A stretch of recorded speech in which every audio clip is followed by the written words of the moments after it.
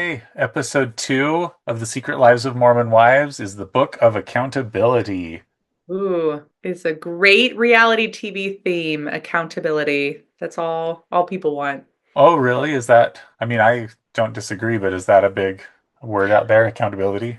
So, the Real Housewives, a common theme across the board is be real. You're not being real, you're being fake. And if you're hiding something, they have a big problem with that. It's all about being real. And I feel like these ladies are tapping right into that. And again, I'm here for it. That's But interesting. It's interesting because there is something about if you're being genuine and showing your life versus if you're trying to show some version that's not genuine. That feels like way different, probably as yeah. far as how you connect, and it feels deceptive otherwise. So if people are pretending that their marriage is good, if people are pretending like they have more money than they really do, that's an issue. People will say, oh, like insults on the Real Housewives will be, you buy your clothes and then return them.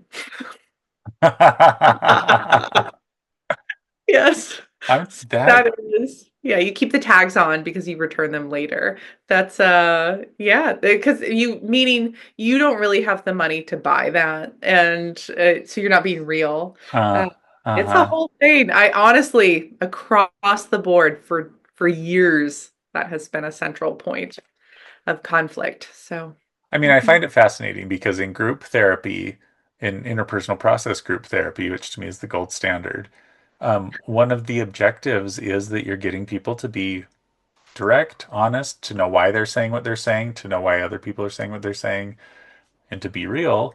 So I can see why people are both maybe like why that's coming out as a theme and people are drawn to it, even if they're at times being hypocritical about it. But it is very fascinating.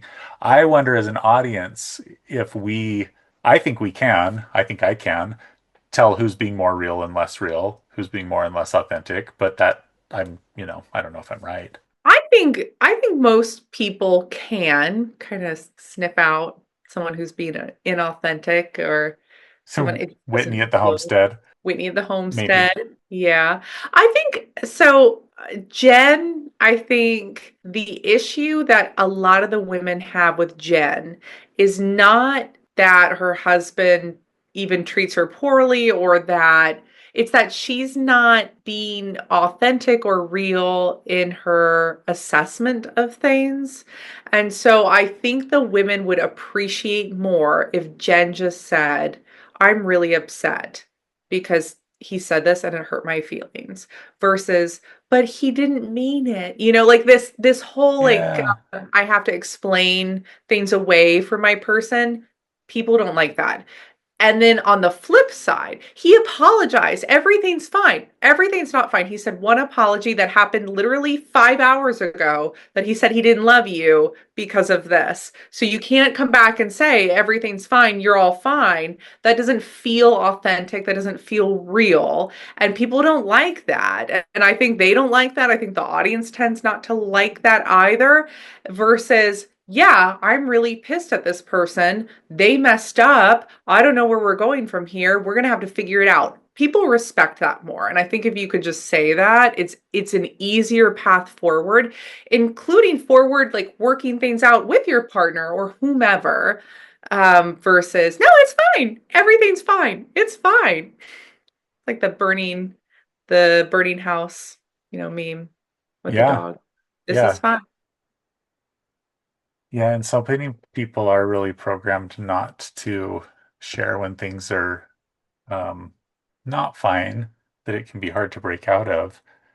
But it's hard to connect with somebody when you're like, well, we both know you're not fine, so I Mhm. guess you'll just lie to my face. And we'll both accept that, and that's fine. That Yeah. feels very British. I don't mind that all the time, but Yes. British and Southern. yeah. Yeah. Yeah, but it's true. It's true. I think of this group so far. Jen obviously has some story centered on her, but I do think that she is probably the one who is really, I can see the tension of her trying to both be an adherent Mormon in the way that she really genuinely wants to, and what it's like to do that around these folks and in the situation.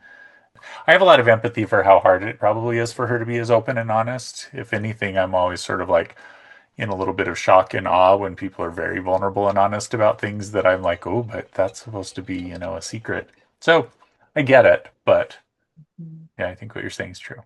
And speaking of authenticity, Miranda Yeah. pick up at her house, her happy hour, and Yeah. everyone is wondering if she is being authentic with having the ladies over and wanting to join mom talk. Yeah, Michaela's like the timing is something. The timing is interesting. We're hitting it big and now you want to come back. I did laugh when Whitney did turn. Everyone was like, why now? I mean, it seems a little suspicious. Why would you want to come back now? And Whitney turns, I mean, I believe you. I And trust your intentions. I did laugh. I felt like no one actually did an eye roll, but internally they all did an They eye roll. had to It's the continuation of like some form of virtue signaling of like Yeah. I'm better than everyone. Yeah. Oh, Whitney, Whitney, Whitney, Whitney. Well, and it would be different if Whitney was in with the group, right? Like if Whitney was in the group and you turn to someone and say, I mean, I believe you, but like, of course, everyone's like, of course you believe her because you have no alliances elsewhere. Yes, this is just more strategy from you. Yes. What I think is really beautiful about this scene, and I don't know how it compares to other reality TV, is I think it has an opportunity to be really controversial and explosive, and I actually think it goes super well. I think that there's a little bit around Taylor pressing Miranda to admit that they did certain things, which I'm not sure was satisfying to everybody, and I already don't remember what they are because I guess I'm not super caught up on like the details of what touched what. But she wants to clarify that I said this happened and you said it didn't happen, and so I look like a liar and you are denying it. Mhm. And so she does clarify that more happened than she was willing to admit at the time, and I'm not clear on what it was. I don't know what touched what. But she talks about how like it was really shameful and uncomfortable to bring it up because she was still in the church, she still had friends, she had acquaintances, she had like this out-facing image that this wasn't going to be good for. And so she was scared and denied it. Mhm. You know, two things can be true at once. Like the duality can exist. Like she says that she wanted to work on her marriage at the time. Now she's divorced. She would like the support of the other women. I'm sure she's thinking, like, I'm a single mom, I have Right. one income, so I want to expand my business. She feels free to do what she wants. And so I think that there can be that part of I'm divorced, my husband's not holding me back anymore. I don't have to protect him. I want the support of women and I see how successful the show is, and so I want back in. Like I think both can be true. I Absolutely. think yeah, I think both are true. But that this is the scene where Taylor says, yeah, that she told Chase, Miranda's ex-husband, that she had a sex dream about him. And that's when she said Taylor said Chase was obsessed with me, which I thought bold thing to say to someone. If someone told me that about my ex-husband, I think I'd I be know like, he was okay, okay, I don't need to hear it. What I love about this scene is when Miranda comes back with, and this is what you did that made that difficult. In every occurrence, Taylor said, yes, that was my bad. Yes, I was a bad friend. It's really heartbreaking to know that Taylor's going through a thing where she thinks she's trash. And so maybe that helps her admit those things because she's just like more trash. But it is good in terms of like taking accountability and having this conversation because I think that so many times people will come into a conflict and I mean, you see this politically all the time. No one wants to admit their own faults at all. They're worried that if they admit any fault, then their argument is invalidated. And Mhm, so, mhm, so many people will enter a conflict with everything you did is bad, everything I did was fine or justified. And that's really not, I mean, it doesn't soothe the feelings of being understood and hearing accountability. And accountability isn't always going to be 50-50, so it isn't just sort of like tell me what you did wrong, I tell you what I did wrong, but Taylor is doing that, and I think it goes a long way. I think everybody in the room is like feeling that healing is happening right here. I love it. I thought it was a really good scene. I agree. Taylor saying, "Yep, she took ownership. I should have told you immediately that Chase said he had feelings for me and, we're friends first." And then Miranda gets really emotional and then this really choked me up. Like I felt myself getting emotional watching this. It feels silly saying I got emotional watching the Mom Talk season 2 show, but I but won't I did. tell anyone. Thank you. Thanks. Well, when Miranda says, she's like, and I was 4 months postpartum, and thinking about how vulnerable that must have felt for her, for all of that to happen, and then for Taylor to again take ownership over that. Like they're both being vulnerable in that moment and they're connecting. And I thought it was a really beautiful scene. I did. It really is true. I think when you're watching people who are celebrities in this way, it is easy to dehumanize them. But I'm telling you, I can, if anything came up in my life, me just managing my regular life, I could get like a bad comment on this podcast and it would probably do more to me than what she's talking about. No, but same. Yeah. Same. You put a Same. 1-star review on my business and I'm going to fall apart. Oh my God. And Like, meanwhile, they're going through scandal. the world is ending. Yeah. Well, one of the things that Taylor said, which I thought was really interesting, she was like, there was no discussion of boundaries or rules. Like, we all were doing all of these things, and there was no playbook or guide, there were no guidelines. Yeah. No, the lines were blurred to the point where she shared with Chase, I had a sex dream about you, and he was like, "Hey, I'm in love with you," or "I have feelings for you." Right. Right? And so like I do think that in any sort of like consensual non-monogamy or anything, like you talk about like what you're comfortable with, what you're not comfortable with, what feels okay, what doesn't feel okay.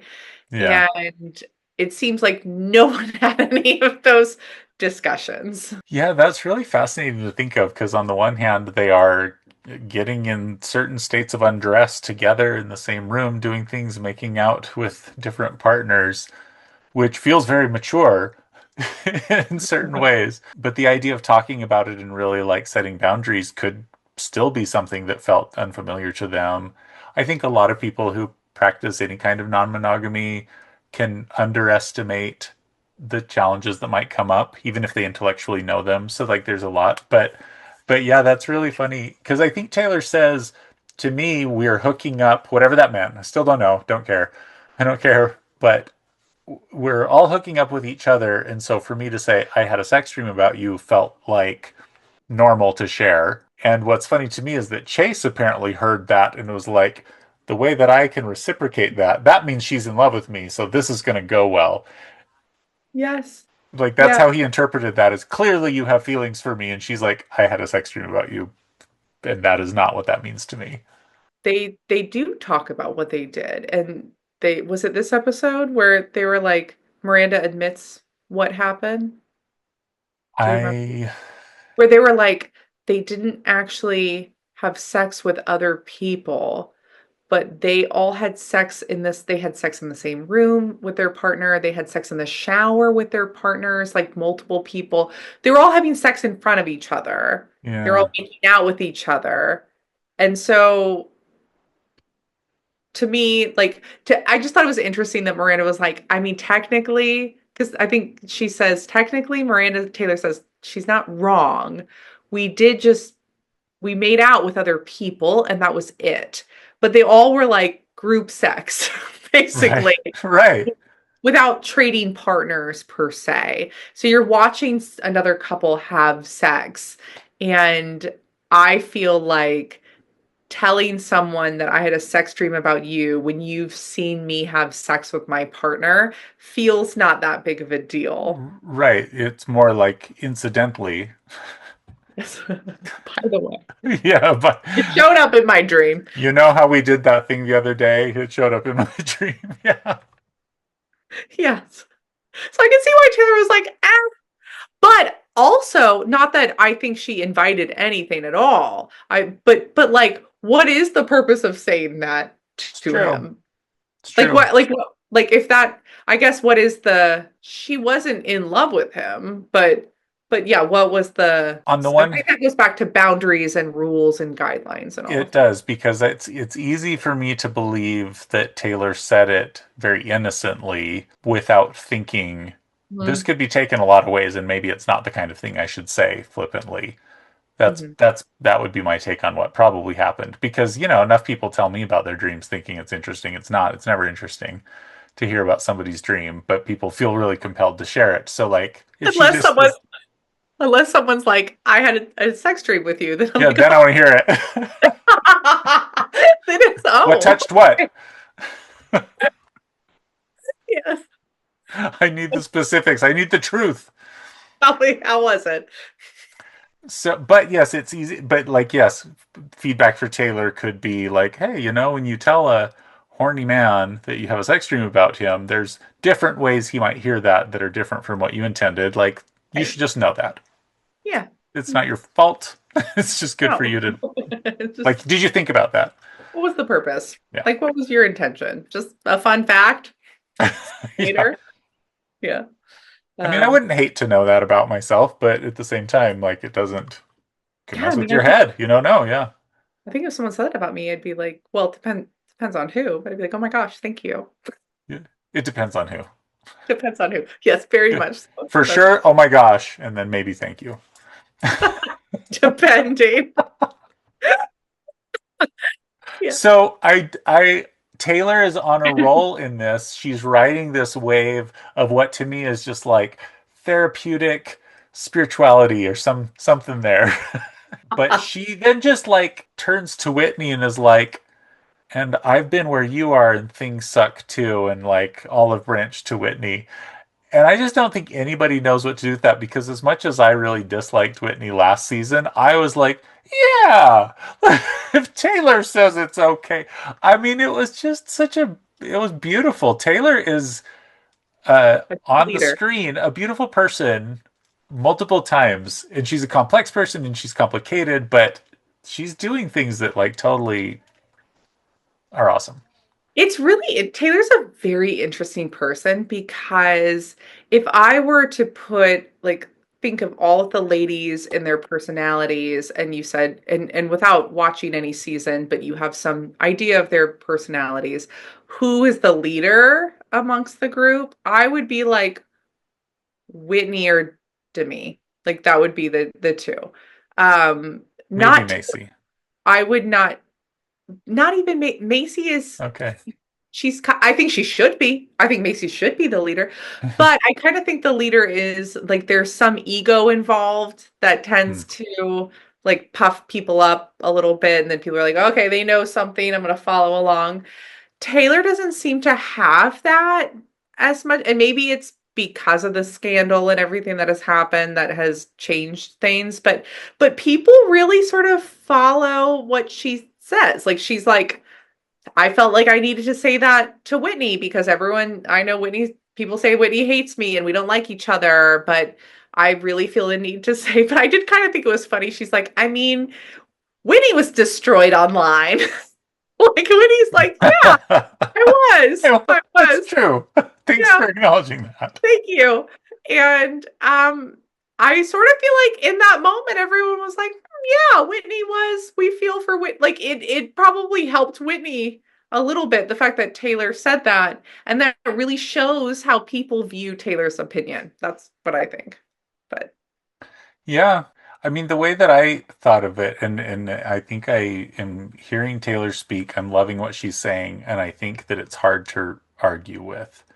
I don't think Taylor's necessarily like the smartest one or the most charismatic one. In a lot of ways, though, she's the most raw and genuine one, like I said, and I think that's part of what comes through. But I also do feel I just would be very curious to know what she's learning in therapy, what she is just learning from her life experiences, what she's figuring out on her own, because I keep watching Taylor come to like what I think are pretty good conclusions, even though we talk about what she's hung up on in the relationship, and it's like you're irrational and crazy. I think that discounts these other ways in which she's being super wise and super direct and super like fair to herself. yeah. So I think they start talking about the Halloween party, or at least preparing for the Halloween party. Oh, that's right, which is going to be just a big focus of this episode. So excited. I love it. I thought this was a great episode of reality TV. I've seen, I mean, honestly, most of the TV I've watched is reality TV, and I think this was a very good, balanced episode. I will tell you why later, but Okay. so get excited. I can't wait to hear why this is such a balanced. I mean, I'm excited for the appearance of a dad talk and all Oh, that yeah. that entails. Uh-huh. So the men are out fishing together. The Mm-hmm. the Fly dad talk, fishing. Dad talk. They are fly fishing. which I don't know if they've said the words dad talk yet. That's going to come up, but they do start to show reels or TikToks of the dads doing things together. And so this content is out there. You probably know better than I do, audience, but it's out I there. actually don't. That's fun. Like I follow more. Like I think I would be more inclined to see like a well, I would follow mom talk more than dad talk, but even what pops up on my feed is more likely to gravitate towards mom talk, not dad talk. But Well, what a bunch of adorable guys supporting their women. I don't know what I have to say about the men. There's just so little conversation happening, and I think that this is common when men get together. As a person who has navigated LDS culture, one of the things that I have noticed over and over, especially since going to graduate school, and especially since interacting with a lot of people of all genders, I have noticed when I go back to LDS spaces, it's very normal and standard for the women to group up and start to talk amongst themselves and for the men to group up and talk amongst themselves. And sometimes it's really overt, like hanging out in different rooms. And so you have to basically like pick a space. Other times, what I find funny is if we're all sitting at a table, and this has happened countless times, I'll be listening to what I think of as the conversation that the group is sharing. And if and it might go both ways, but I notice it the most when a woman is talking and I'm paying attention to what she has to say because that's the conversation. mhm. And then very often her husband will just look at me and just be like, "Hey, so whatever," and just talk about something else. And it's so jarring to me because in my mind I'm like, "What are you doing?" Right? Like this is the group and your partner is talking. And we don't need to hear any of that. Like, what do we want to talk about? It's very Yeah. strange to me. And because Huh. and because for a lot of reasons, not the least of which is I don't really follow sports and like other things, I would often rather be hanging with the women to Yeah. talk with them Yeah. about whatever they're talking about. And so Yeah. I often feel like stuck with the men in those situations. So all of that being said, I see these guys in the river and I'd be like, oh, I would rather be with the women than out fishing having this conversation with any of them. But whatever. I think that there's something interesting about, men who their social support, like their emotional support system. I think with straight men, like it tends to be if they're married or in a relationship of some sort, like with their female partner, that is the primary like source of emotional support. Versus leaning on other male friends, that seems to not happen as much. Well, I mean, what do you think about that? Yeah, I mean, men, no matter how varied men and men's experiences are, I think that there's a certain public expectation that men in different cultures face in different ways, but similarly is something about being less emotional, less talkative, strong, definitely nothing that could be conceived as remotely feminine, right? And so if you were to be like, oh, that's a cool flower, it'd be like, gay, like, like flowers are feminine somehow, that sort of thing. So I think there's multiple things happening where men don't get to explore emotional support the way they might because socially people will very quickly shut that down. Men and women will shut that down. I think men shut other men down more often than Have anyone. But have you seen on Instagram or TikTok? I don't do TikTok. I do Instagram, I but look at all short form videos on all platforms. Yes, yes. Have you seen the trend where men call up their friends at night just to say goodnight? Have you seen this? No. It's so funny, and I'm gonna send you some later. It's a whole thing. It's everywhere. Where like so these straight men, they're married to women. Like the wife is sitting nearby recording. You can see because they're both kind of giggling about this. They're both laughing. But then the guy, the husband, will call up another male friend and be like, "Hey man, just I just want to say goodnight." And the response from the guy on the other side, and then they call it, so it's multiple friends that they do this with, and the responses vary, but across the board, generally, there is discomfort and unease and questions about what is happening. I mean, I think like one guy will be like, are you okay, man? Like everything okay? What's going It's a on? Or they'll warning just sign. start laughing and be like, okay, good night. I think it's very funny. But I've done, and no disrespect to men because we're all doing our best to navigate this, sure. violent world. The fly fishing, I think at one point Zach is trying to share his feelings and Dakota's like, man, I'm sorry, I just gotta stop you for a second. I can't focus. Like I'm trying to do this. I don't know, like something with his fishing The pole. I fishing don't line is all bundled up. Yeah. It's interesting to see the personalities. I assume, I think, even though they're not saying much, that Demi's husband, I mean, he's older than everybody. And so the fact that he's a little more mature and level headed might make some sense, or maybe I'm projecting that. Is he a therapist, by the way? I heard him say something about being a no. therapist, but people just say that. So I wasn't sure. I think I have not looked this up. I would bet a lot of money he is not. I think he was saying that he's acting as a therapist. Okay. Yeah, that makes sense. Because if he is, I have questions about his ability to in this episode in particular. This episode. Okay, we'll get into that. Uh-huh. But Um, But yeah, nobody's saying here what I think what the conversation I think that needs to be had, and I'm not sure if it's being had ever, is these guys could say to Zach, why does it bother you so much, the Chippendales thing? Or it shouldn't bother you so much. Like I'm not hearing that conversation.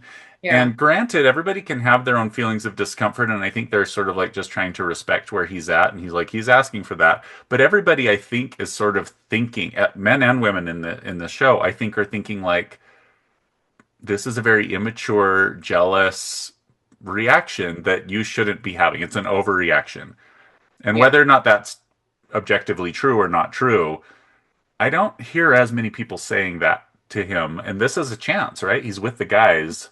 yeah. I'd have loved to hear them interrogate him a little bit around why he's so upset by it. Just to hear, is it about the church? Is it about his Hmm. masculinity? Is it about something else? His anxious attachment, who knows? We don't Who know. knows? They're not talking about it. No, I agree. He isn't, he said to the group that he's not going to church. And it's more Hmm. him and not as much Jen. And he feels embarrassed and that he's had people in, I think I wrote down he's had people in the church come up and make comments or say something about his behavior or response, but Hmm. and then he said for sure he's getting a lot of online hate, online death threats. And then Dakota also said he has had online death threats. And I feel like I just want to talk about this for a moment.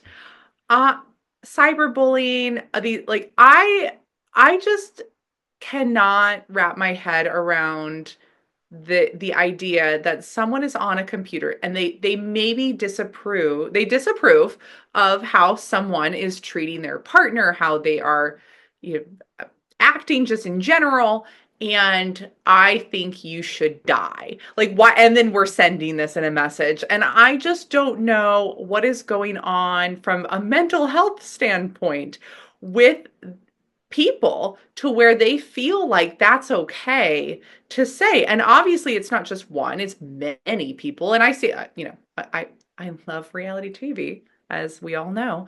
And so I've heard these things happening a lot. If someone does something wrong or taboo or um they're not a good partner, whatever it might be, uh, there will be backlash, but then there will be sort of this like sector of people that respond in this hostile way. And I just find it to be very perplexing and concerning.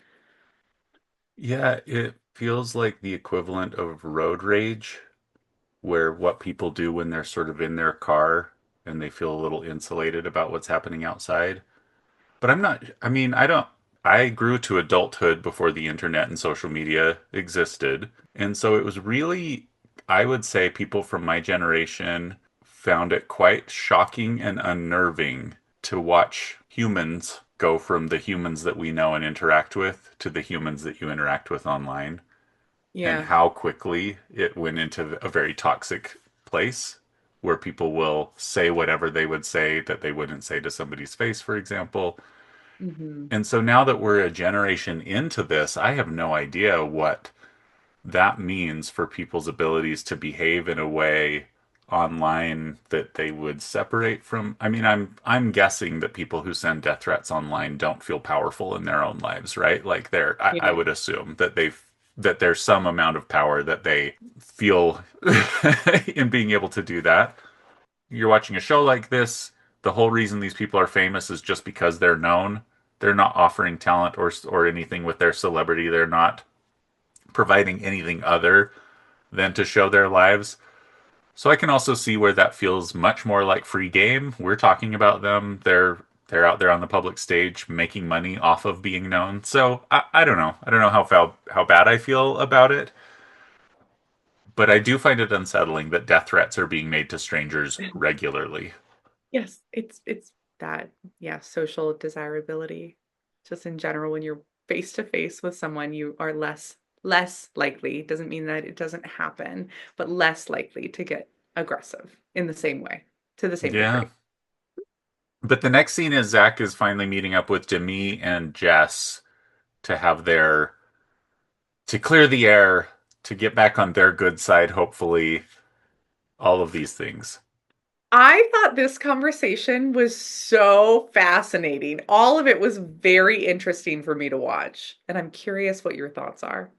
There's so much stuff being brought up here where people are arguing and switching allegiances and who they believe and how they're criticizing people that's new, different from season one. And I keep getting the sense that it's stemming from misunderstanding or people not being clear enough. And Zach sits down and gives a really good apology. Again, we mentioned maybe it's a chat GPT apology, maybe he's been coached by a PR person or just a caring ecclesiastical leader, who knows. But he gives a very good apology, I think. And it Mhm. does throw I think it's Je, Jesse. it throws Jesse off and to me off a little bit, I think, because I think they were going in ready to be like, you're an unforgivable, jerk. But I feel like Zach's apology tour feels off, which it is, but it feels authentic. I'm curious what you think because I've again watched a ton of reality TV. I've seen many an apology tour from House Husband, and there are some that feel more sincere than others. It so to me it seems very different than season one. It really does seem like he's trying, but what do you think? Do you feel like does it yeah, read off? I mean, I don't know the whole story behind the scenes, but I it does feel to me that he has been legitimately humbled. And if I'm going to be really like see the best possibilities in him, being humbled like that is you gain awareness. Maybe you go through a little bit of shame, but some embarrassment, some guilt, and you can see what people are saying. You're like, "Oh, I see it too." Mhm. That would be sincere versus somebody who's like, "Ugh, now I got to say the political thing to shut these people up." That would be very insincere. I'm not picking up on that necessarily. When I Yeah. say I think he's been coached, it's not that it's insincere. I just am not sure he made all those connections by himself. I feel like he probably needed help just because of where he was at developmentally with this kind of thinking and navigating of the relationship. Well, and I feel like so I don't do couples counseling. You know more than I do. But I do feel like in some cases, some people have to be told this is not healthy, like the way you're responding. Because in their mind, they feel like this is maybe an appropriate response or I'm justified in my response. And so getting feedback, like this is not a healthy way to respond. Like sometimes that feedback is needed. And I feel like, so when I hear you No. say like maybe you got coached, I hear more of that. Like this is, and some people need to model this is a how you apologize. Like this is an appropriate apology. So I think some people have to learn like this is what an appropriate apology looks like. So, It's true. I, And I want to give credit to people the same way we've been giving credit to Taylor. We're like, oh, I bet she's been in therapy because she's saying the types of things you might learn in therapy. Like that's what this is too, right? So, props to anyone who's absorbing it, understanding it, and being able to like process it with people. so this conversation was very interesting to me and entertaining because, so Zach says, you guys have been lying about me. Like and they say, nay, no, we are not lying. We are just sharing what Jen has shared. And he said, well, you're lying. You're saying I gambled away my medical school tuition gifted from my parents, right? Like that was the idea gifted. It was like a gift from his parents that he gambled away. And Which is they a very specific allegation, right? With data points. So he's saying you're saying this, it didn't happen. Yes. Yeah, it didn't happen. And they said, Jen told us. And he said, well, that's just not true. And then the conversation then quickly shifts like how Jen is maybe the problem. And I thought I had a lot of thoughts. I thought it was interesting. I thought it was potentially very awkward for him. I thought maybe there could be some truth to it in that Jen has a hard time um, maybe there's a little people pleasing where I want to say one thing that will maybe appease or make like validate the concerns of whomever I'm talking to at the moment. And but the look on Zach's face and the way he tried to navigate that conversation without necessarily villainizing Jen, but still trying to advocate for himself. But then Demi and Jesse were like, it's Jen. Jen's the problem. She's been saying all these awful things about you. I thought it Listen, was just I the tables agree. have turned. I was a little disappointed because I feel like the season one stuff specifically, people were looking out for Jen because they're like, we are seeing signs that make us concerned about the relationship, right? Nobody was saying it was abusive, but they were sort of saying like these are red flags, so we're concerned. And when you're concerned about toxic relationships, abusive behaviors, you're concerned about somebody's safety and freedom and like all of those things. Mental health. And Mental yeah. health, yeah, like just their well-being. And so I think Zach navigates this honestly pretty well, considering it feels like his personal dedication is to get with Jen, like stay with Jen, right? It feels like that's what he wants, and so he's in this conversation. He doesn't join up with them to bash Jen as much as they quickly join up with him to sort of bash Jen. But I was disappointed because regardless of what may come out about Jen being honest or dishonest or whatever, I would want to be thinking in the back of my head, if there is dishonesty, is this self protective because you are in a relationship with somebody who we are worried about you being in a relationship with? And if that's the whole premise of them being worried about her from the beginning, why doesn't it extend here? Because he says something like, yeah, it seems like what Jen's been saying to me is different from what she's been saying to you. And Demi is like, that seems like a pattern because I also feel like she's been saying stuff. And I'm like, the pattern might be that she's protecting herself and trying not to poke the bear while also trying to get you all to understand and accept the relationship where it's at. If Jen is being dishonest, I'm curious how much of it is self protective.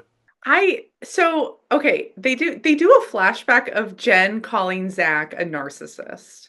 Right. And that I get what you're saying, that clip, I think supports what you like. Yes, that maybe she is afraid of the consequence of sharing some of her thoughts and reactions with Zach and how that might impact their relationship, and but not telling the truth about his medical tuition, like gambling that away. That feels like something different than we were in the moment saying, yeah, he's not a good spouse. He's not been great. I don't feel good in the relationship versus I'm telling people these things are happening and it's not happening, actually. I agree with you, but it sounds like he does gamble away money, right? So Mhm. he's gambled, maybe lost substantial amounts of money. And I don't know what substantial means, and I don't know how she takes that. And so I'm curious to hear, did he actually do that, or does he gamble too much? And she said that in a way that was like exaggerating or emphasizing the story, but the story is he has a Hyperbolic. gambling problem, right? Like that's a gambling problem. Now, obviously, if you're trying to tell that story, saying an untrue thing, if it's untrue, of like he gambled away his medical tuition or whatever, that's different than he has a gambling problem. That's big. Yeah. Yeah. And so plot twist, Jen's the new enemy. Zach is Right. fine, according to these women. I do want to comment. So I do think the scene where the parents called Dakota, Taylor's parents, to ask him did occur earlier because the next scene they're just at the house. Where I feel like so Jeremy makes me the step Taylor's stepdad makes me feel wildly uncomfortable this whole episode. Every scene that he's in, I am Yeah. cringing. I want to hide under a blanket. I want to mute the TV and just read the subtitles. That is how I feel the whole time. And so they called Dakota up earlier in the episode and they're like, "Do you want to come to dinner?" And uh Jeremy says something like, "You better, pussy." And I was like, Yeah. "Ow!" Are you even going to be here? Was like, never could I picture one of my parents calling someone that I'm with or not with, or the parent of my child, or a friend, or whomever, and Anyone? anyone, and saying, "You better come, pussy." Like, I was like, I don't love that. Well, I'm not. just to go back to the way men relate to each other. I don't know where to put this, but I mean, I do think Taylor's stepdad is wildly unhelpful. But I wonder how much this falls under what he thinks of as appropriate-ish male ribbing of some kind. I mean, he clearly doesn't. He clearly wants to antagonize Dakota and has feelings about it. And yet, we'll see in this thing that it's not like he wants Dakota to go away. He just wants to shit on him all the time. So season one, the way Jeremy interacted with Dakota seemed like a protective dad. Like, I don't like you. I'm not approving of You this. knocked And up my daughter. Is this what you do? the pussy comment seemed more consistent with we are friends now. And this is how I'm going to connect with you by giving you a hard time. Like, this is my love language, calling you a pussy. Like Yeah. that is what it seemed to me. It seemed a shift from season one. Do you think so though? Like it's still ribbing, like it's still like I'm giving you a hard time, but with less maybe animosity compared to season one where he was like, I'm not approving of this. Yeah. I will tell you I've had conversations recently with different men from different places, different walks of life, and they have talked about relationships that they've formed with people, groups of relationships that meant a lot to them.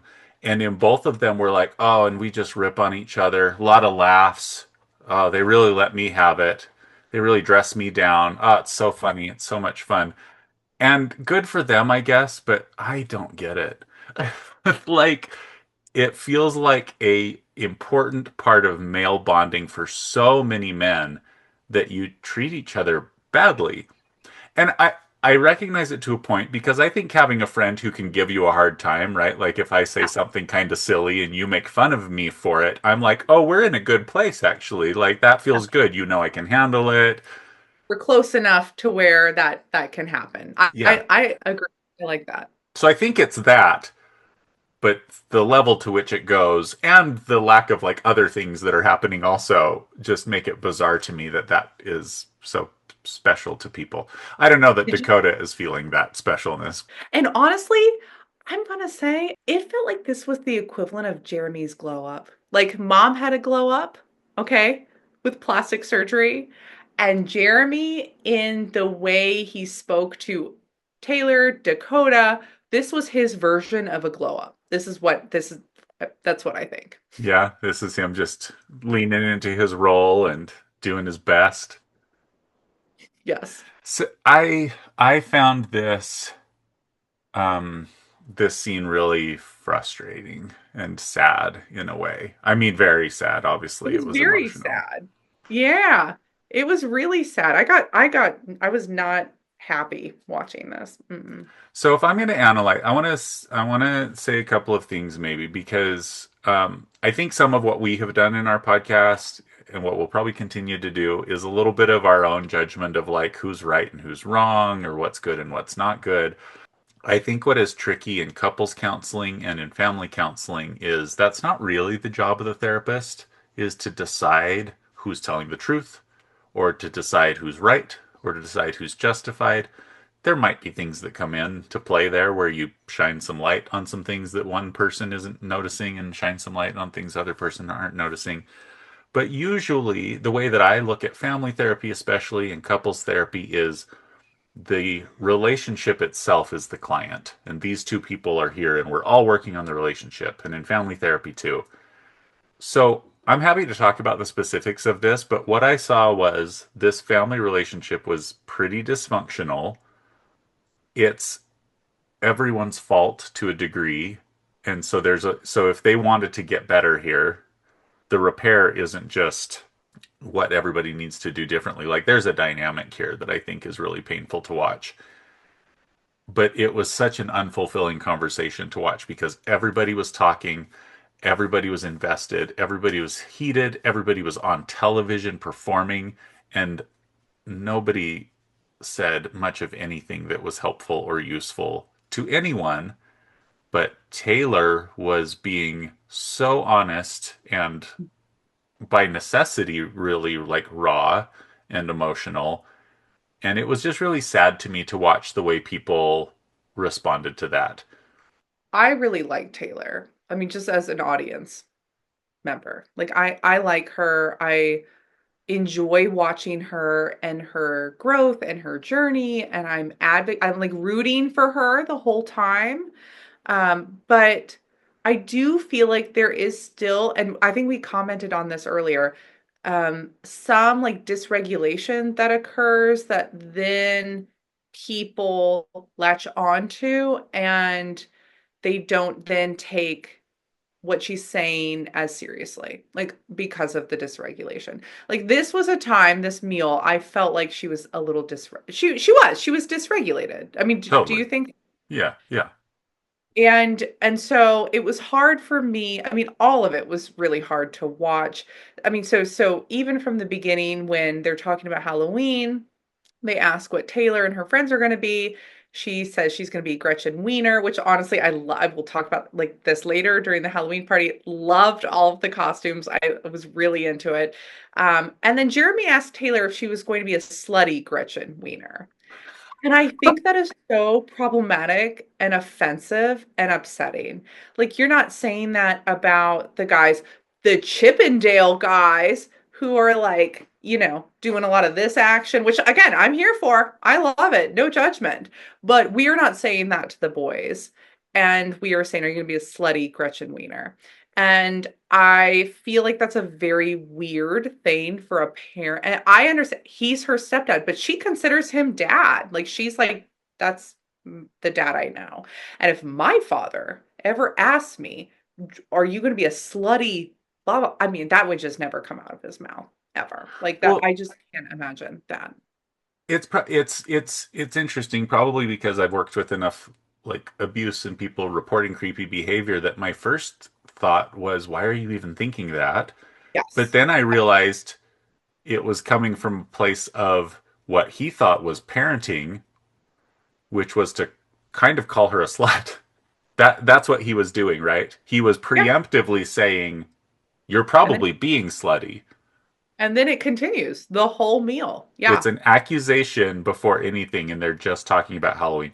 So this is the environment Taylor's just understanding herself in, that she grew Yeah. up in, the way that messages are communicated. Like it's a very revealing snapshot into the way that the family thinks and talks in general, and the way that they have directed those judgments to Taylor. I'm curious what you think because okay, I didn't know, I couldn't tell if the family discussion about the status of Taylor and Dakota, if this was just a product of the cameras, like we are gonna all, right, like we're gonna talk about things that maybe we wouldn't talk about naturally. Is there like some cultural component where maybe this is what we do, like we all talk about like your romantic status and how you're co-parenting, or if this was more a product of we got to talk about this because it's on camera and we're doing a reality show, and I don't know. It is a good question. I think everybody's family of origin is a little bit different, even within cultures. And so, my family talked regularly. We spent time together, but we didn't broach subjects that were really very important or deep. I think with families, sometimes we use the word enmeshed in psychology, which is like they're just too involved in each other's lives. That's kind of a judgment. I think different cultures are like that. Like I hear about people who come from Italian families, and that's just like how it is, for example. Yeah. Um, so I imagine from watching this, I get the impression they're more of a involved in each other's lives sort of way.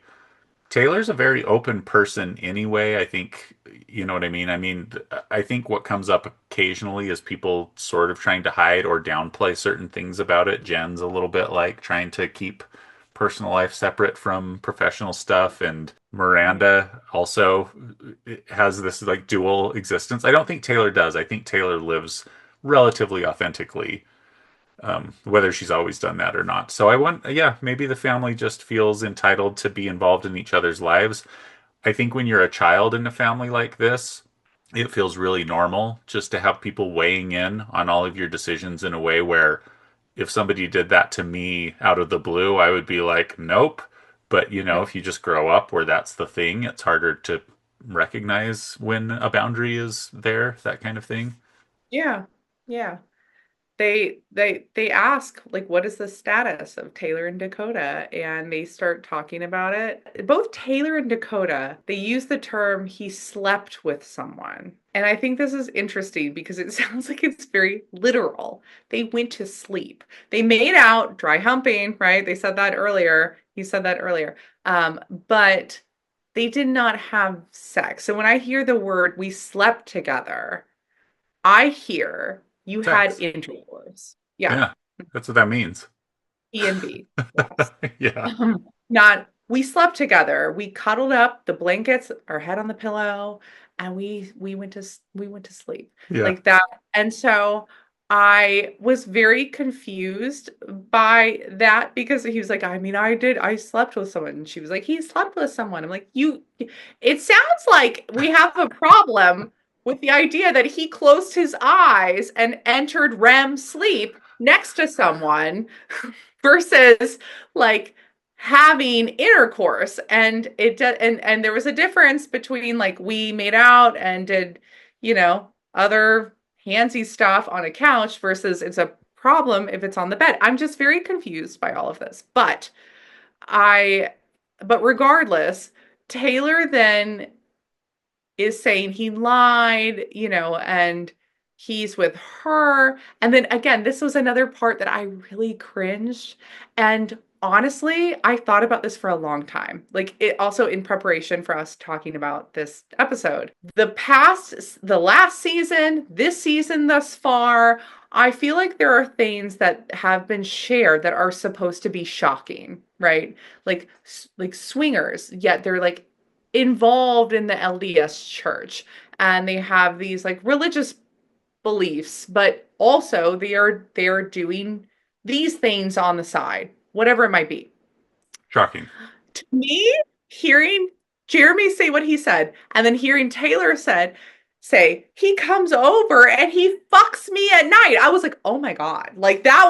That was my line where I mean I anything else that they have shared before and honestly after this episode, which and I because I've seen a bunch of the episodes past this one, um, none of it I'm not like clutching my pearls with any of it. But this is the part where I was like, oh my God. Oh my God. Like What? we're just saying that in front of our family. Oh wow. Oh. I think I would rather I mean I don't want to say like I'd rather like drown. That sounds you might have to like I mean like that I would rather have all my teeth pulled out before I told my parents he came over and he fucked me at night and he fucked me in the morning. I mean I think I'd be like, yeah, yank all my teeth out. Like yank them out. I'm not saying that. I'm not saying that. Yeah. But this Um conversation, it's interesting because they're so against Dakota. At least that's how I read it at first. But you're right. Maybe that was just, we're going close, so now I'm going to call you a pussy and say you better come to dinner. But they sit down. Taylor, she has just freshly learned that Dakota lied to her. mhm. Now, she learned that he lied to her about something that she has suspected for a long time. And I think that probably plays into the family's response a little bit is like she's very stuck or hung up on some details of this thing that are affecting her very genuinely, right? So she's very impacted by this. And I think it's easy to say, the details don't the details are the thing you're hung up about, but she's like, I can't commit to somebody knowing that he lied to me. And that's what Right. she has to say. And I just found this out. So she's very freshly upset by this new confirmed sort of piece of information. And it sounds like the family and the parents and everybody, I mean, everybody's got something to say. They are all just very invested in them, like trying even harder or, like not calling it quits or not giving up. And your generation just makes it so easy. So it's interesting because it's very clear that they want it to work out while still antagonizing Dakota, but, Taylor as well. Yeah. So that's when Jeremy, so she's saying that like basically she was the night girl. He lied. He he was dating someone in a very respectful way during the day, and then he came over and had sex with her. And Jeremy looks to her stepdad, turns to Taylor and says, with his glow up version of himself, what does that say about you? And I was ready to throw the remote at the television. It really is true. It goes back to that part where like people are so hung up on certain rules or something or whatever it means to be chaste that she's basically saying like he lied in this way and that hurt me. I felt used. And instead of anybody being able to hear that that matters at all, I think all they hear is that's what you deserve when you behave that way. What does that say about you? Now, Yeah. what does it say about Dakota? Yes. That's what's Yeah. interesting. Like Dakota's also sitting at the table, having allegedly fucked multiple people. What does that say about him? That's not in question. What's in question is forgive him no matter what. Make this work. You're the bad person here. It's so upsetting. It's so disgusting. Scene after he said that to Taylor, and you can see Taylor, then she's just crumbling. She's breaking down, and then she yells something like, "That's what I'm saying. I'm saying I'm trash."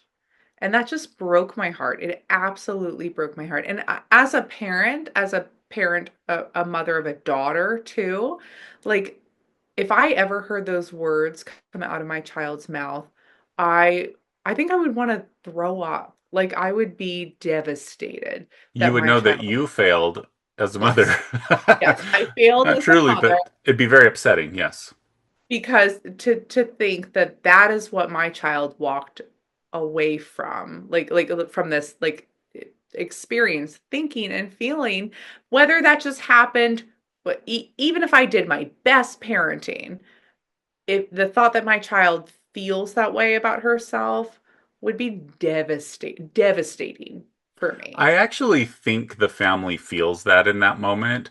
I still don't think they know how to respond or to do anything with, but I think they see her do that and then try to backpedal a little bit. Well, they do. And Jeremy is like, no, no, that's not what we're saying. Well, what did you It's just say? That's exactly what you just said, dude. exactly what you're saying. What does that say about you? I cannot come up with a different interpretation of that question. And I would love to, but I can't. Yeah. It's messed up. And for the mom, like it is it's a different standard and it broke my heart. It made me feel so sad. I do want to say on a lighter note though, I don't know if it was the brother or like a partner of one of the sisters, but one of the guys there at the table, he was like, if you just give him an inch so he can walk a mile. And I was like, that is not the right, that is They not. Did you write that down? I wrote that down. I was like, that is not the right use of that term. In fact, actually, the correct use of that phrase is what she's afraid of. Like, if I give an inch, he will take a mile. But they're like, give him an inch so he can walk a mile. You And just got everyone's to like, give him a little room, a little grace. I wrote down in bold platitudes because a lot of what people are trying to say just feels like them regurgitating what they think is useful or impactful. And I don't want to say anything specific about the church, but I think that there's a common thing where you go and you hear inspirational messages, you hear sentences that have high impact, and then when you sort of like try to distribute them in regular situations, maybe they sound really like not tuned into what's actually happening. yeah, One thing we didn't say too much about this earlier, but just to rewind where Taylor's already at, she's in the kitchen. They're saying Dakota's coming, and she was just like, I don't care. And mom's immediately like, yes, you would, or you would be out of here. It's like they're trying to trick her into realizing that she's a dummy or something constantly. in that moment though, I actually kind of agreed with mom. Like, don't say you don't care because I know you. If you didn't, you would be like, peace out, everyone. Like, I'm taking my baby. I'm not gonna sit here and break bread with this person. I think Yeah. Taylor would do that, but she kind of wants to see him. And she's conflicted as to how she feels. She loves him. She has feelings for him. She's upset with him. She feels betrayed. There's been a huge rupture. It's not been repaired. But like, let's not pretend like you don't care. You do care. Like, and you want to be here right now. And I do kind of feel that's sort of how I felt during that Well, moment. maybe this is one of those micro moments where Taylor doesn't help herself because the family's looking for all these flaws in her argument, and so there's like, oh, there's one that I can pick at. But then the other thing that happens while they're preparing food that will matter later and happens right before they go outside to eat is we find out that Taylor's mom is still friendly with Chase, who is the guy that His real estate agent, right? yeah, and she's like, I don't like that, and she's just sort of like, what? I'm not supposed to be nice to people, and even Taylor's sister is like, she did this to your daughter, and you should care about it. So, I think just that little piece matters in terms of how Taylor is processing who has my back, what do I deserve, and that's where she's saying like she's trash. She sees that the people who should care about her the most blame her. So it's very understandable that she's like so upset by it. Yeah. Yeah. I I agree.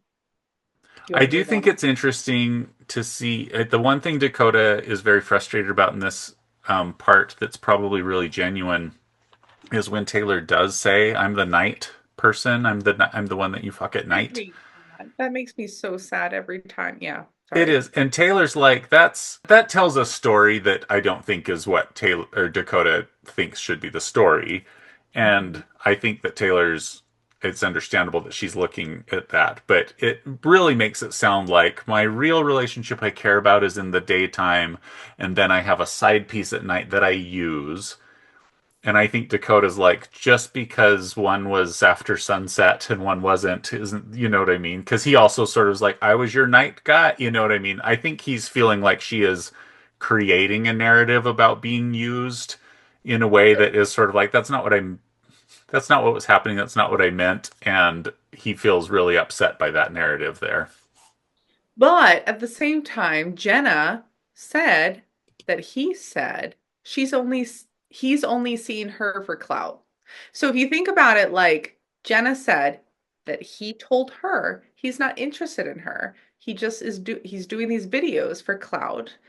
And then Taylor sees that like he's only coming over at night, whether she invited him over or not. He's doing these day date whatever with Jenna, and the two go together. Like I feel like you are just interested because I'm sleeping with you at night, and you are telling someone else that you are just seeing me for clout, and that would be really hard to shake. Like I would have a very hard time looking at any other supporting evidence like that he is here for you and in love with you, and that would be hard to get out of your mind, I Well, think. because even if it were true and it could be proven, even if he said, I just said that because I didn't know who I was going to date, I didn't know if you were interested, I said those things, I didn't mean them. Even if he can sort of say, like, I didn't mean that, I just sort of said it, that still is a problem, right? Like, it's like, why are you saying stuff like that? Like, Yeah. like there's ways to be honest that don't just make me seem horrible and pathetic and used. And you Mhm. chose to say that. So, like, even if Dakota's sincerely sort of like, yeah, I just run in my mouth to say whatever feels best in front of the person who's in front of me, it's not good. Yeah. I agree. But yeah, you're right. This other dude who's like showing up, they really, the whole story, the whole point of this thing is they think Taylor is being too hard on Dakota. They want them to be together, and that her not being able to give him enough grace or to get over it or whatever is the problem. And I Mhm. really loved that she's like, everybody's just telling me to get over it, and I just found this out. And the guy with the platitudes is like, nobody's telling you just to get over it. I'm like, that feels like that's what this scene is. So I love the like, nobody's saying that. Everyone is saying that. Everyone And is if you saying that. don't know that that's what you're saying, then you should like tune into that. That is what's being heard because that's exactly what you are all saying. You're telling her to just get over it. And she's not ready to. I think if Taylor could articulate it in a different way, I don't know that it would land necessarily with all of them, but I do think maybe with the audience, like it would land a little bit differently if she just said, listen, like he lied, but also like he made it sound like he was using me like to this other person, so I don't feel emotionally safe. And just that's it. That's it. Yeah. Like I don't feel safe. It's hard for me to trust this person, and end of story. And like I then I think you can't really go anywhere. But the histrionics, I think people like attach to, even though it and then it feels like then it's invalidating what she's saying, which should be valid. Like that's very real. That's legitimate and should be validated. But I do think like the histrionics a little bit kind of dilutes some of. That is true, but I will say in her defense, without knowing the total family dynamics, I could imagine that what they would say to that very calm statement is, y'all have a baby together, you got to figure it out. Like they don't have helpful things to say. Well, yes, And no. so I wonder if like the emotionality is because that's the only time that she is not taken seriously maybe, but you know what I mean? Like people learn the ways to communicate that's going to get them the most of what they want or need. And so if she is like this, I wonder why. And I don't have to wonder too Yeah. hard because of the way the family is. But Yeah. it's like a reciprocal creative process where they're kind of creating, I think, her reactions in some ways. I think I'm commenting less on how her family would respond and more how the audience might, Sure, that's true, you right? know, because I think I agree that her family's going to respond regardless. They have their own beliefs and values and biases, and but I think like watching it, it would be easy for someone to lock on to, grab onto like the any outbursts or even sort of quote unquote like outlandish statements that she might make, to where then you lose the point of what she's saying, which I think is really important. So I'm like again, I'm team Taylor. I am in full support of Taylor. And I want her to be happy, and I'm a huge fan. But yeah, I think that yeah, her family, I agree. Like there's probably no way of responding in a way that they would pause and say, "Yeah, let's actually listen to what she's saying and validate Yeah. it." I can see why anyone would be frustrated with her because she could and should cut it off with the information that she has if that's what she needs to do, Mhm. or not. But I do think that she's keeping Dakota in a very limbo space, Yeah. and maybe the family's feeling that, where it's like, end it or don't. Now, granted, the family's like, don't end it. You have a baby. Family's important. Like, there's a lot of pressure to not just end it. So I think it's complicated there. But I think Taylor's attachment stuff comes into the deliberating. I kind of love him. I kind of don't. And Dakota is emphatically like, you know, I love you. That's what makes me so mad about all of this. You know that I love you. And I'm like, I do think that's true. If she's sort of trying to decide, do you really love me? Because this happened 18 months ago, that's frustrating because it's like those two Yeah. things aren't connected. But Yeah. he did lie, and then he continued to lie about the lie, and that's still relevant. Mhm. The sister sort of shows up, and to me, I'm like, oh, she's showing the most wisdom in the family right now. And then she Yeah. gets a little religious, but I she thought that same thing. At first, I was like, okay, the sisters, all right, like the Greek chorus of the group, sure. And then she gets a little religious, and I'm like, it's just yeah, her glow up the moment. She's like, honestly, you guys need to be separated. "Mhm." And I'm like, Like, yeah. I mean, they're not ready. Still go no, to therapy, do all of those things. work on you. You need to work on you. Yep. Yeah, but then she's a lot of like, God wouldn't do that, or he's not like that, or like whatever. And I'm like, well, whatever. But at least she can see that it's not working, where everybody else is like trying to jam them together into like some kind of holy matrimony. Yes. Agreed. I thought that exact same thing. Yeah. And then my absolute favorite moment of, I hope, all of the series in every season is when Leanne says, well, we're not getting anywhere, and I have to work in the morning. Yes, I agree. So Taylor goes, "Okay, are you kicking us out?" She's like, "Well, no, but," and then just trails off. I'm going to bed. Honestly, it feels like that feels like of my family dynamic where like, all right, we're done here. We're done talking. There were times where my grandmother, when she was alive years ago, I would be talking to her and I could tell she was ready to go and she would interrupt me and be like, all right, have a good day. And then she would just start walking off. And I was like, I guess we're done. Guess we're done talking. Now, So I those are felt, some good boundaries. yes. Uh-huh.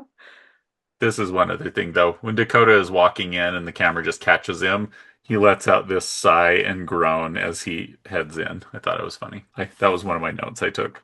Dad, you started on a foundation of shit. It's just so clever. Yes. Relationships aren't 50-50. It's 100-100. These are the platitudes I'm talking about.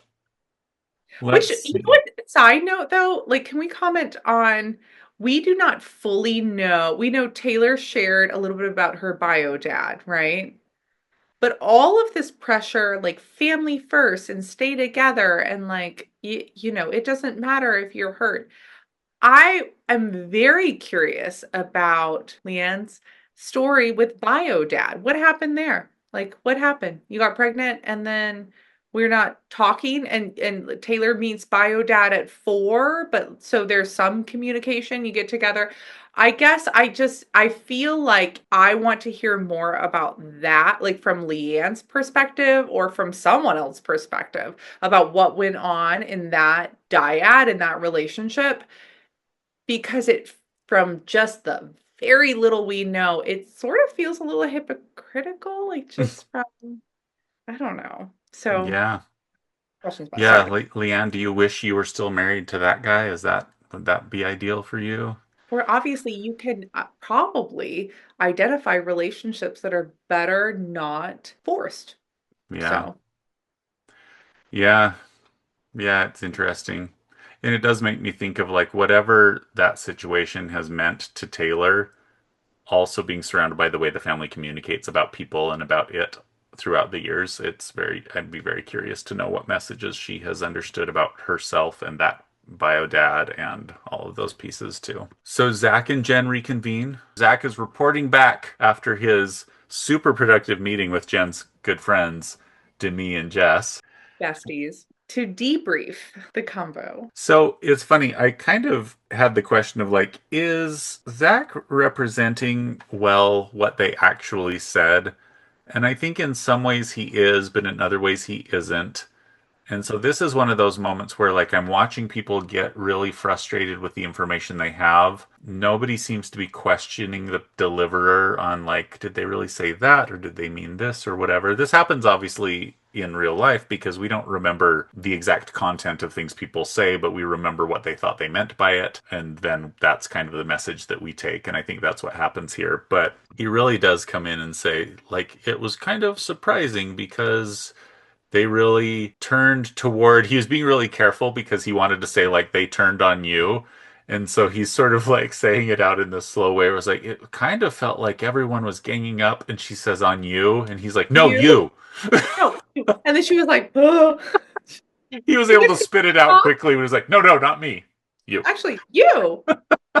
Which, okay, what do you think? I felt like Zach a little bit relished in that moment. Oh yeah, You think I so? think I thought so. A little bit. I mean, it's his wife, but I mean, like, I feel like maybe it's a human response. If everyone's saying that I'm the terrible spouse, and then I get a brief moment where it's like, okay, no, maybe like even though you with love her your spouse, friends. like maybe like you're the problem. It's not just me. I feel like there might be a moment of be like, oh, Yeah. it's okay. Yeah, no, It's that's really true. That's I'm sure that's really true. He was probably delighted that they agreed. And here's the part. I want to be really clear again over and over. I know that I can't tell that Zach is an abusive person, and I'm not saying that he is. I actually don't think he is yet, and maybe never. But he keeps taking moves out of the abuser's playbook, and I think that that's the part that he should be aware of. That whatever he naturally is doing, the way that he is like problem solving here, is what reminiscent of what abusive what are people you do. yeah, what are you noting? Well, he just is using this again to be like, they're not good friends. You need to get away from them. It could be very pure. He could be coming from like a religious standpoint. This is not good for you and your soul. This is not good for our marriage. These are bad people. Like, I think he genuinely feels all of these, but he very quickly from season one is just like, I don't think you should be around them. They're a bad influence. To season two here, like it just shows they're not good friends. You shouldn't be around them. They're a bad influence. Like it's still him trying to pull her away from them instead of thinking like, let's figure this out and repair relationships with people who've been important to you. But do you think that they've been good friends, like in that conversation with Zach? Well, no, that's a good point. I just guess I don't think Zach is like really standing up for her as much as he's standing up for his own interests. But yeah, fair enough. They really turned on her so quickly. It is hard. She's not being as direct as she should in a lot of situations, and I think that Jen is running impression management in a lot of ways. I talked a little bit about like maybe it's safety, right? You're in an abusive relationship, you have to keep yourself safe. That could be one thing, but it could also just as easily be sort of like it's easier for me to be political with whoever I'm around and downplay things that make me less comfortable. Because I do think Jen also has like her own church stuff that is important to her that doesn't always mesh well with Demi and Jesse. And so I think she's probably always trying to navigate a certain amount of like her stuff that maybe doesn't feel understood by them. And maybe it has led to a lot of evasive white lies or lying or that sort of thing. I'm not sure. Mhm. I think I think they need to do couples counseling. Not just ketamine, not just straight ketamine infusions. I think they need couples counseling. Yes, Yeah, they yes. might need to have some conversations as well. So yeah, he said he'd be happy to sit down with Jen and the girls. Jen thinks like, okay, we all need to be in the same room. Let's just talk about what the discrepancies that everyone's noting and like let's just put all the cards on the table and have a convo. Well, I think this is important too because they don't talk too much about it, but there are other dynamics that they're alluding to, which it sounds like Jesse and Demi have been reaching out to Jen probably between seasons, right, over time, and Yeah. Jen has not been responsive.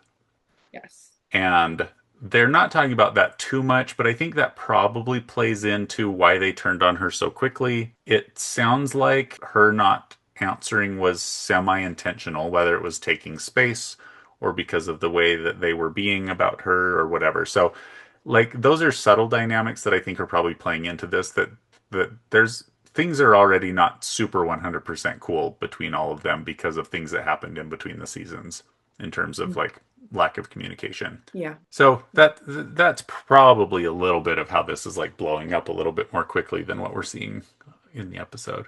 The rest of the episode, I think, is talking a little bit about how Jesse, am I right, wants to have this big Halloween party in which a couple of the husbands dress up like Chip and Dale's dancers and really stick it to Zach They or are help going him. they're going hard for Jen and Zach. And honestly, I felt bad for Jen and Zach this whole Halloween debacle. But yeah, they're doing the Chippendale, which is fine, But I they bring guess. in a Chip and Dale's dancer to like train up the couple of husbands. They try it out onto me and Jess, right? Like they prove their wares. So, they're going through it there. They say I think it was Demi who said we want to see if Zach is going to be more evolved. It feels a little like testing. Like, let's Yeah. see, like he responds to this. So Jesse is inviting Chase, who is Miranda's ex-husband. And we get the And whole history of Chase in this moment, which is I wrote this down because it was, it's complicated. yes. Chase is So married to Miranda. Miranda and Taylor are besties. They start the soft swinging, whatever that means. yeah. When Taylor says this was happening to everyone, they rupture and go away. Somewhere in the background there, Taylor says to Chase that she had a sex dream about him. Chase says, I have feelings for you, Taylor. I'm with you. And then that breaks up the marriage, I guess. Do they ever sleep No, together? no. So it sounds like they never slept together. Yeah. But Chase said, I have feelings for you. Taylor didn't. Taylor came out and said, we're all swinging. Chase got mad. Chase and Miranda stayed together, but they were both bashing Taylor and denying it. Mm-hmm. Then eventually they split. Layla and Chase were together for like over a month. They broke up. Now Chase is dating Katie, who's Jesse's friend. Oh, okay. So that's why they're all going to be there. Jessie says she wants to get to the bottom of the swinging scandal. So she wants to know. She goes, if you want to join Mom Talk, you have to be willing to tell the truth, which is this whole trope, right? Like in reality TV. Like, be authentic, be a real person. Like, you need to tell the truth. Yeah. And you cannot join us unless you are willing to tell the truth. Which I have a lot of questions for you, and I have a lot of thoughts about someone like your sexual activities. How much is like, do you have to disclose that? Like, there is this that it that feels not great to I don't know. Like I don't want to necessarily share like what I'm doing or I feel like most people that is normal and I feel like even on a reality television show, you don't necessarily like they want you to show your life with your spouse or partner or kids or whatever. But like your sexual interests, I don't know. How much do we Yeah. need? So I feel like when Taylor comes at these conversations, she is coming with like, I said true things and you're saying I'm a liar and that's not okay. that's it. Yes. But Hmm. yeah, Jess's involvement in like getting to the bottom of it, I'm not sure why she needs, I don't know. I don't know why that's important for her to get to the bottom of it. I would like to think that celebrities have a right to a certain amount of privacy, and I think some celebrities do take steps to have more privacy than others, and of course celebrities like this are taking steps to have like less privacy. But it is Hmm. interesting to think like, no, you can't make short TikTok videos with us or by yourself unless you tell us what touched what in the bedroom. Yeah, it's very strange. Yeah. It's very strange. It must be uncovered. The people must know. Like she's a Pulitzer Prize winning journalist or something. Yeah. So they flew in a real host, Chippendale's host. Yeah, somebody they had previously oiled up. Apparently, back for more. Happy for them, him, everyone. Yep. Yep. Teaching Brett and Jordan, I think that's his name, Jesse's husband, Yeah, how who to cares? get fine. How to give a lap dance or like a choreographed dance. I thought that was very entertaining watching a guy. Totally. I would be in on something like that. That'd be super fun, right? All in good fun. Sounds like a great time. Mhm. Yep. All right, so next, the couple, Zach and Jen, come over to talk to the couple, Demi and Jesse, about everything. Get to the bottom of it, clear the air. It doesn't go well. I, Mhm. I wish I had more to say on this because I do feel this is another conversation where everybody gets so heightened so quickly and so frustrated so quickly that they start to fail to say things that I think could really clear things up. So maybe as a therapist, I think of like where I would sort of stop and clarify some things that I think might be helpful. But as I'm looking at this, it's not like I want to go through the conversation and do that. But I do think that they all express what they've been expressing, which is Jen, we don't feel like you're being totally honest. We feel like you're talking about Zach behind his back. And then it sort of comes up with, you haven't been supporting me. And they're like, I've been calling you and you've not been reaching out. So they're kind of, to me, talking past each other in a way where it's like maybe sometimes they're focusing on facts, but they're not really like talking with each other about what needs to happen.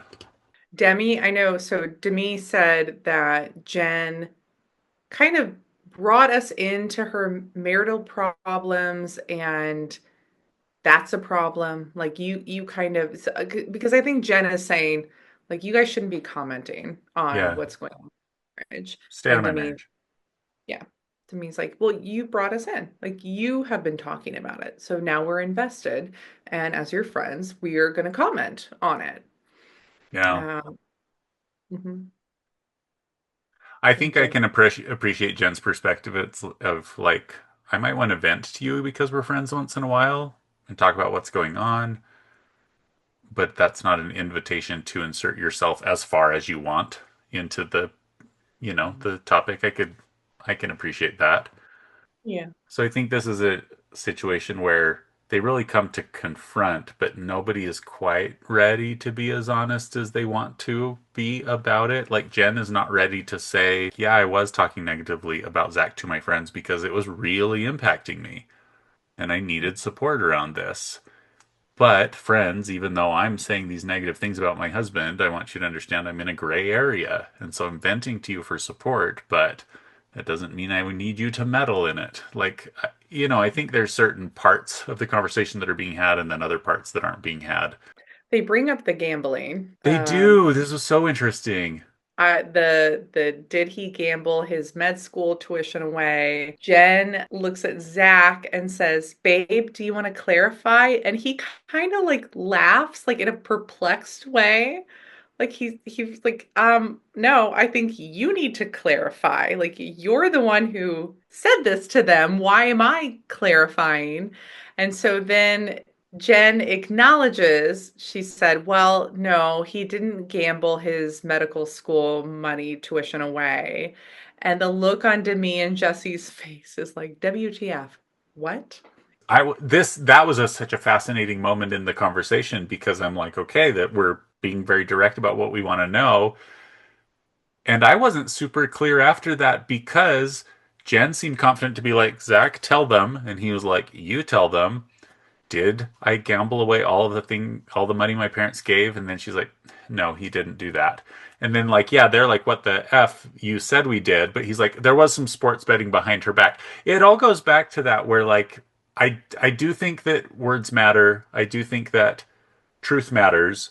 But what I'm probably seeing in this cloud of communication is Zach was gambling problematically in a way that threatened their financial security. And so Jen said this other thing, which is a different fact, but is probably expressing he has a gambling problem and I worry about my financial security with him.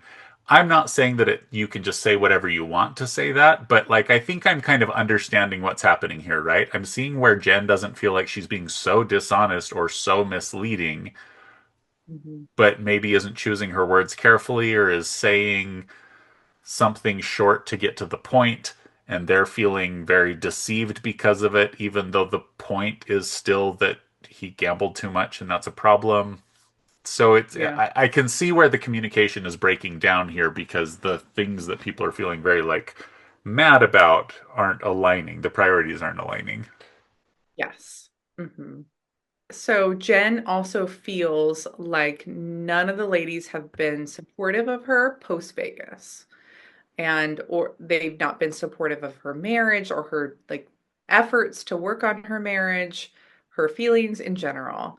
And Jessie is, I feel like, overtly upset about this. Like Very. she's like, I have reached out to you. And the way she was saying it, I thought, yeah, she probably has. The way she looks very confused and upset. And Jen feels like any information that she shared with the ladies was exploited. Which might also feel true too. Because if she's saying I didn't feel supported and Jesse's saying I reached out to you, those aren't the same those aren't the same comment. Mhm. If every time you reached out or every time we talked, you said, he's never going to change, leave him, he's disgusting, you deserve better, that might all be true and that might be, helpful for somebody to hear, but Jen is not ready to hear that.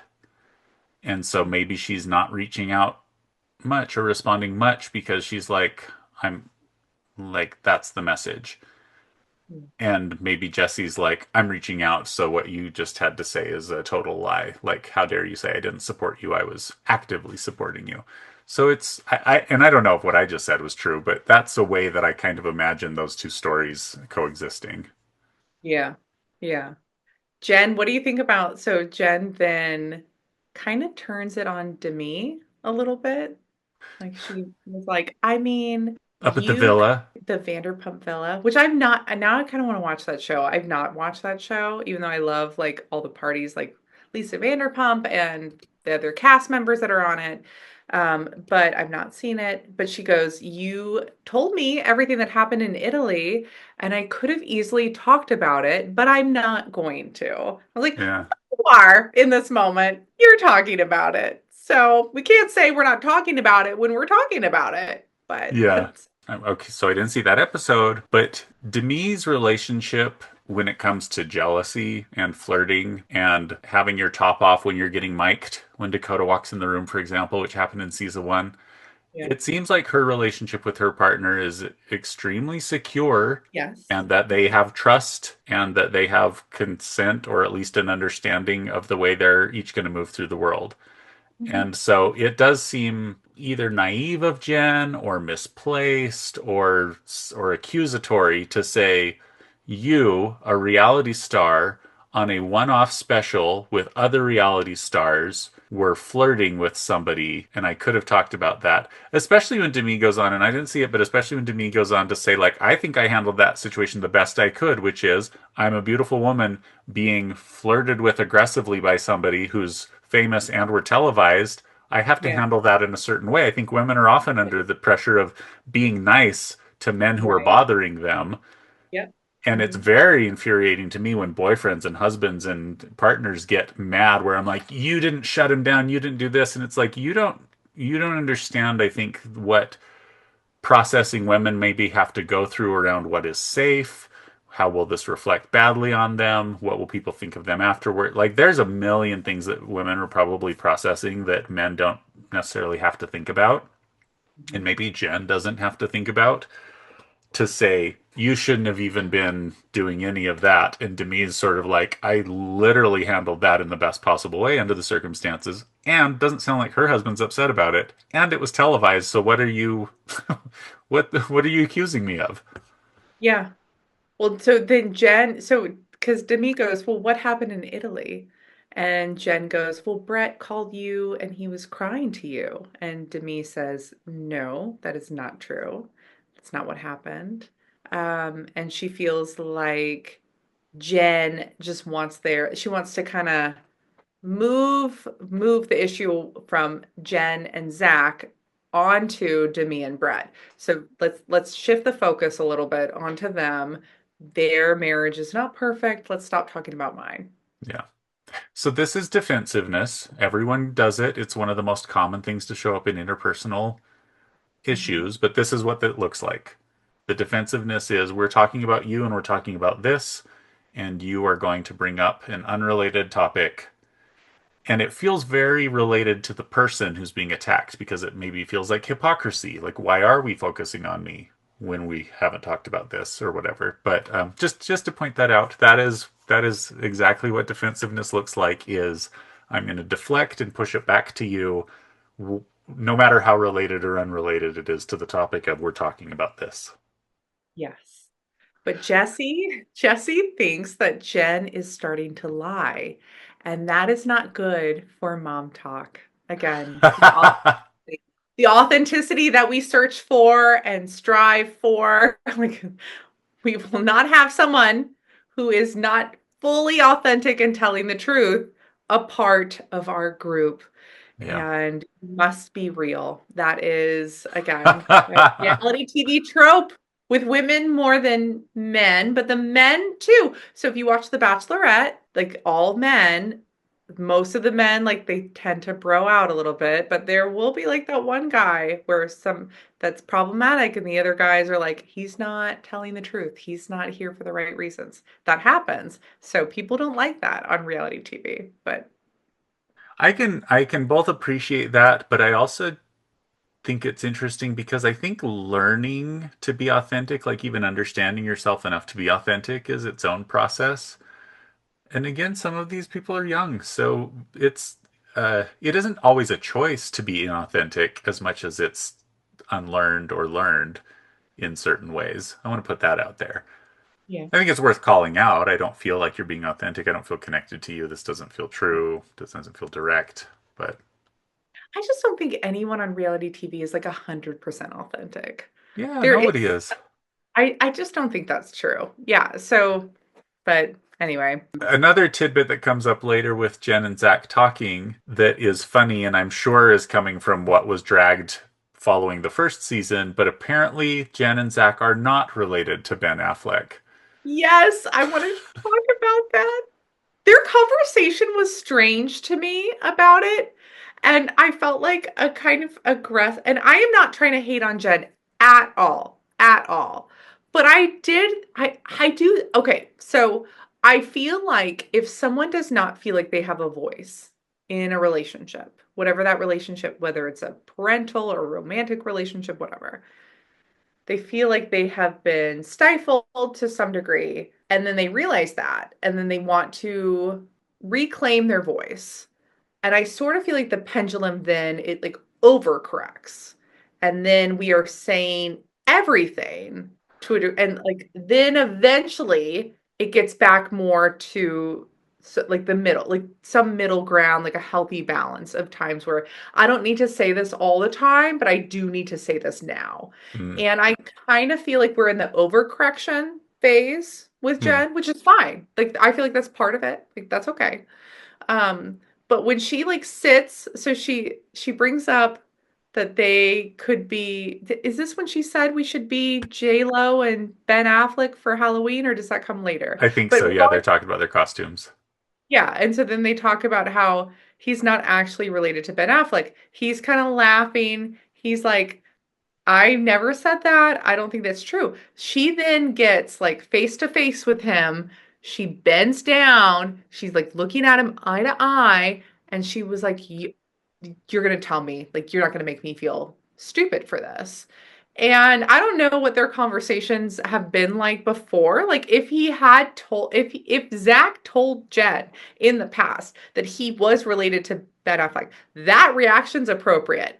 But if not, and it's just maybe his family, it's like, yeah, we're related to Ben Affleck. It does seem a little strange. It comes across like, I don't know. I felt uncomfortable watching it, to be honest. The conversation is fascinating. One, I think it is so obviously scripted, right? In a way where whoever decided, whether it was them or producers, said, "You said in the first season you're related to Ben Affleck. Everything that's come out investigatorily, I don't know Yes. if that's a word, Not afterward, everything that's come out afterward says that you are not. And so now this conversation is going to be a scene in the show. That's how I took this. It's a fake conversation that's being had because the audience wants to have it. But it is so unclear what happens because I can't tell. It was kind of a joke and you should have known that, but we're not, he says. She said, and I'm like, that's fascinating. Could be upsetting. Could reflect bad on him. I don't know. But then she says after that, after he says on the television part of the show, I'm not related to Ben Affleck because we made that up. It's not true. And then Yeah. Jen is the one who's saying, your family told me that. I'm going to keep saying it. She says something to that effect where she like is not accepting that it's not true from him at Yes. that moment. And I'm like, that's interesting too. What is Uh-huh. happening? Do we Yes. need the whole family here to clear the air, get to the bottom of it? It seemed like she was embarrassed that she said that Sure. and that they're all now saying, no, that's not true. When she was told, I don't think she made that up on her own. Like, I don't think she was like, oh, yeah, Affleck. Okay. Yeah, like on her own said they're all related to Ben Affleck. She was told that by someone. And, or And if maybe she was, that's embarrassing, and she has a right to be like, you made me yes. look dumb. Yes. But the conversation did seem not natural. It was not like it did seem a little forced. It seems strange. I do sort of feel like Jen, maybe this is the way like Zach needs to hear like how she's feeling and any sort of dialogue that they have, like she has to be like a little kid, like with my child who's 5, where I'm like, hey, did you hear you need to go pick up your stuff, go get your stuff go get your backpack. There, she's not hearing me. So then I'm gonna turn off all this sound. I'm gonna get down on her level. I'm looking, hey, listen, It's a I need you face to go off. get your backpack right now because we have to leave. And that's how, okay, okay. That's the only way we're hurt. That's what it felt like to me. And it Yep. didn't feel super yeah, natural for them. But yeah, Zach's like, I've been telling you for months it's not true. And she's like, yeah, but did anybody tell you that? There's a mix. There's such a Yeah. mix here where I really can't tell. I'm like, I can't tell what Zach has said in the past to mislead her, and I can't tell why she is not trusting what he's saying now, like she wants to hold on to that. It's so funny. It's such a weird thing. But I do like Jen has a moment in here. She's like, "Are you going to let me speak or no?" She's being very assertive. Yes, she It's is. it's reminding me a little of Taylor, who's just like, just test me from season 1 when she was just so mean to Dakota, and it was just like, just give me a reason to dump you. Jen is giving that energy right now, so good for She her. is. Yeah. Yep. So then we are at Jesse's house for the Halloween party. So Jesse and Jordan, they're gonna dress up as Ben Affleck and J-Lo. And that is when I was like, okay, I'm having a problem with what's happening. So you are telling me that you orchestrated this whole Chippendale routine. You're flying in a real Chippendale host, teaching your husband, another husband, how to do a dance routine. And then you are going to dress up as J-Lo and Ben Affleck. And this feels like too much. We are doing too much. Like maybe just do one.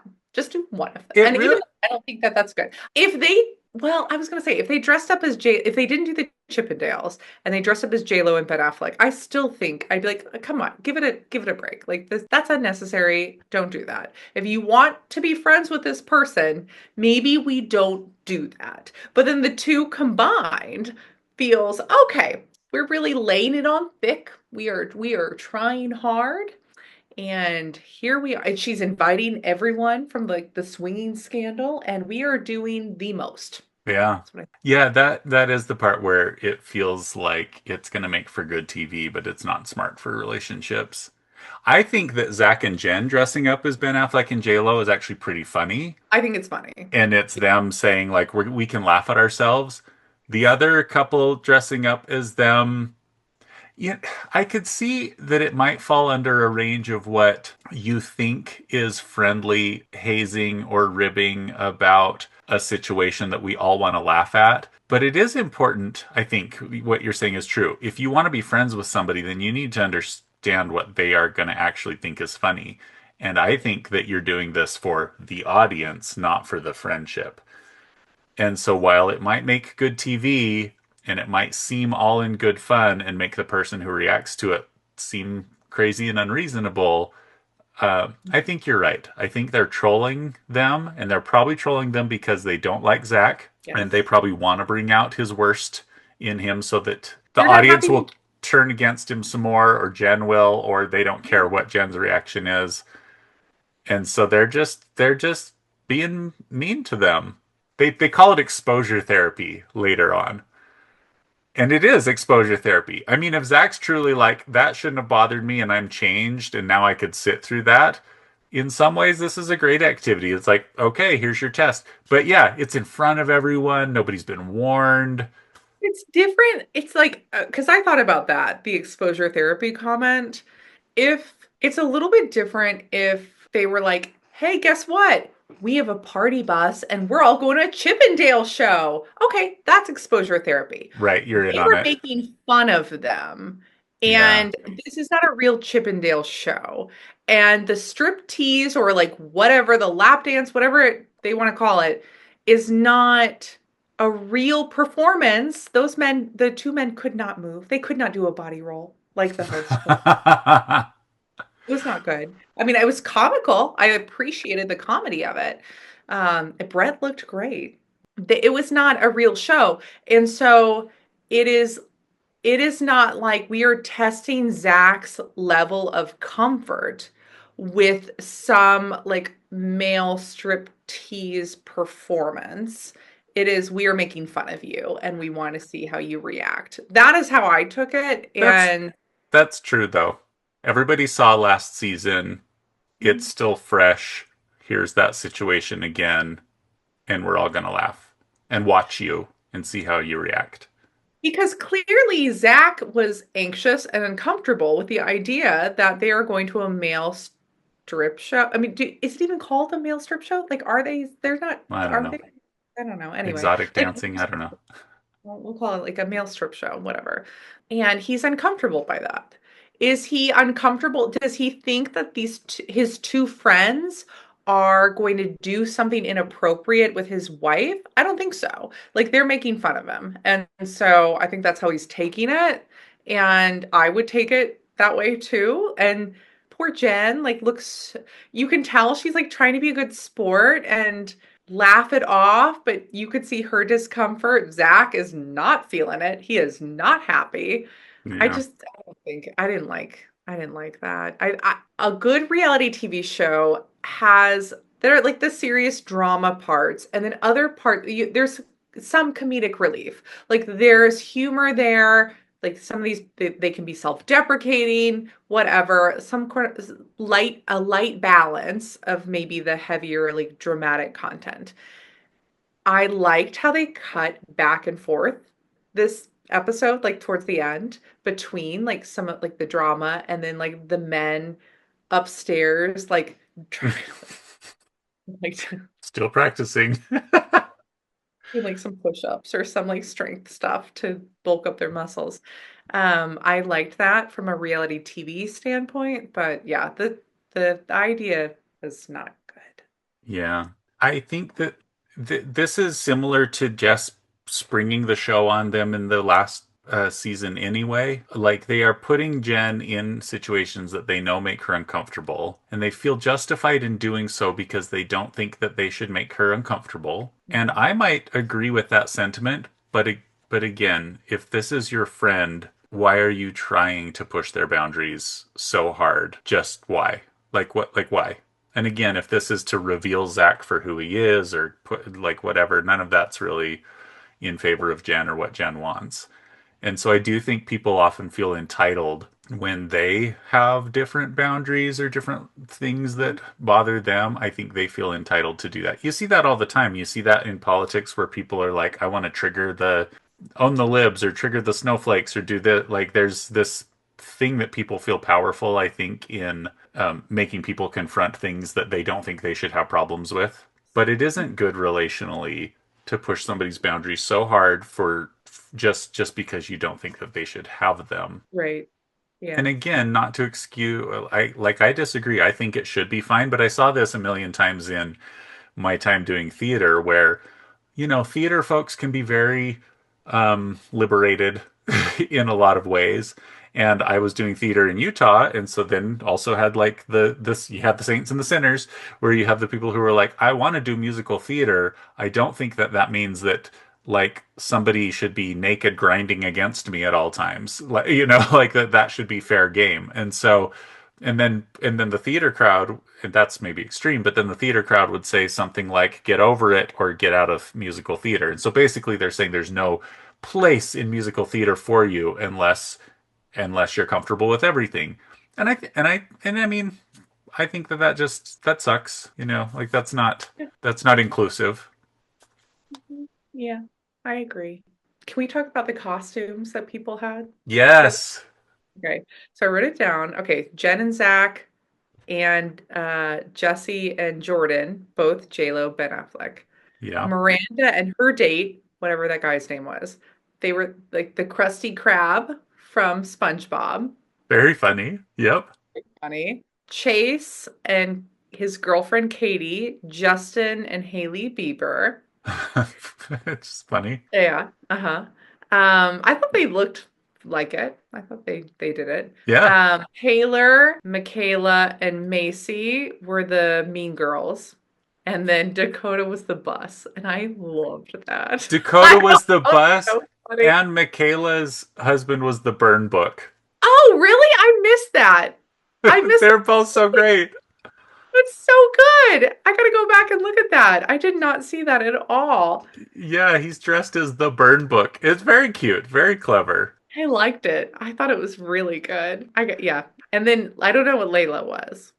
She brought her boyfriend Cameron. Yeah, she just kind of looked hot, and he kind of looked like a race car driver or something. So Ew. maybe that was their theme.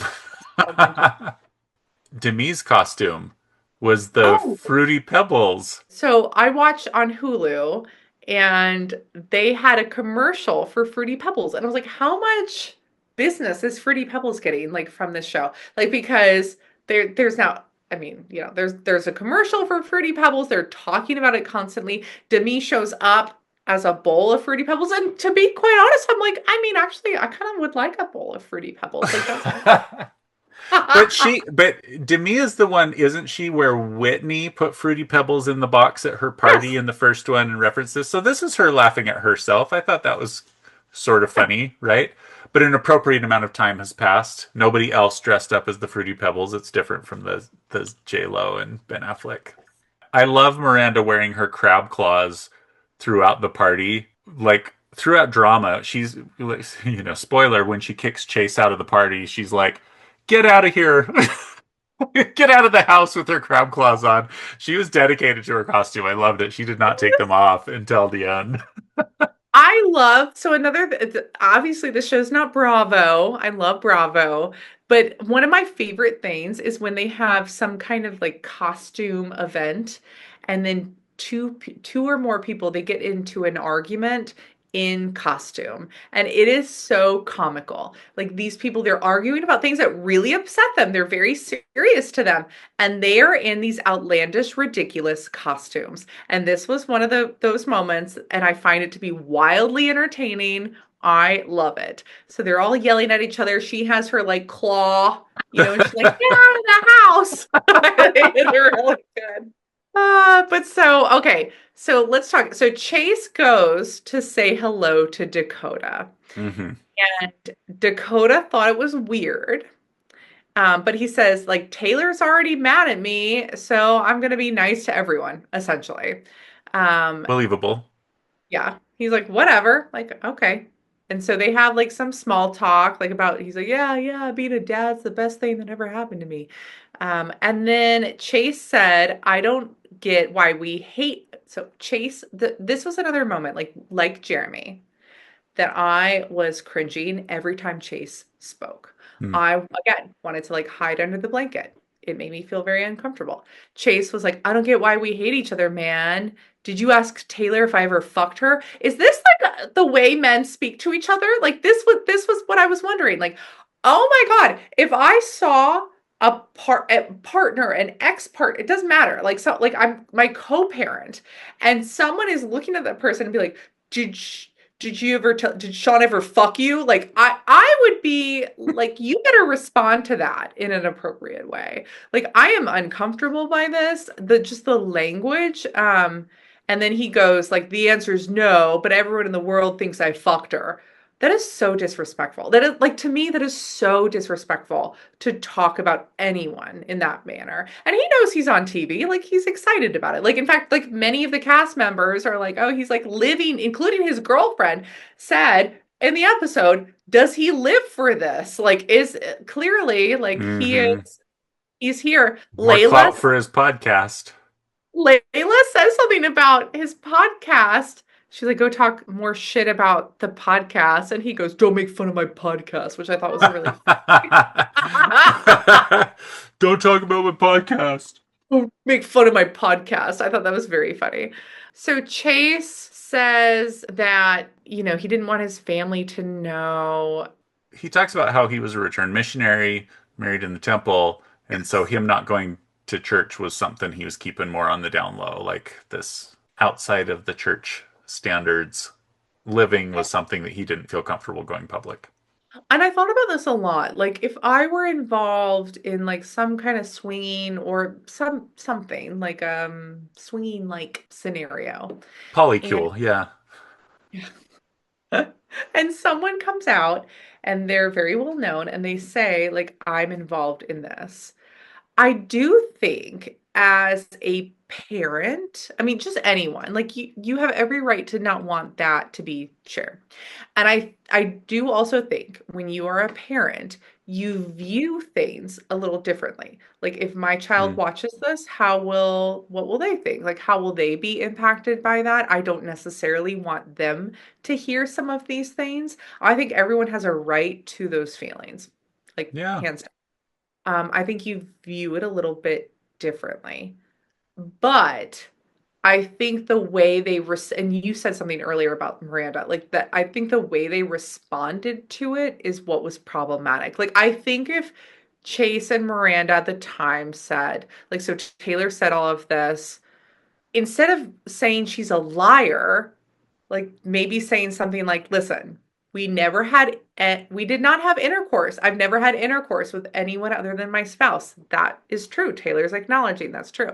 And anything else, like it's just not it's my business. It's no one else's business. I don't feel comfortable talking about it. Like I feel like that is fine. Do you Right. think like I Yeah. Should an adult, let's say who, I mean, I guess I don't know, like who's like a school teacher or something, should an adult in their private life, as long as they're not cheating on anyone, as long as it's all among consenting adults, should they be able to be a swinger privately in their life? And then would you expect them to be upset if you just like named them for no reason or outed them like that they were there? Like I would also be like, hey man, like that was I'm not something I with was trying to do on her. my alone time.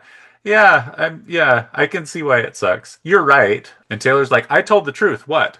I all the way from episode 1 of season 1, I don't think Taylor has fully understood that not everybody has the same willingness to just like air their laundry and that they didn't like it when she did that. Yeah, I think that you don't need to disclose that. And I could see myself saying my like initial response being like, that's not true. Yep. Not False. me. Not Where's your me. proof?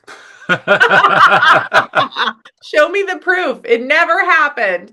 But like, and I feel like as a therapist, I would say no one has the right to you don't need to share what you do like sexually with anyone.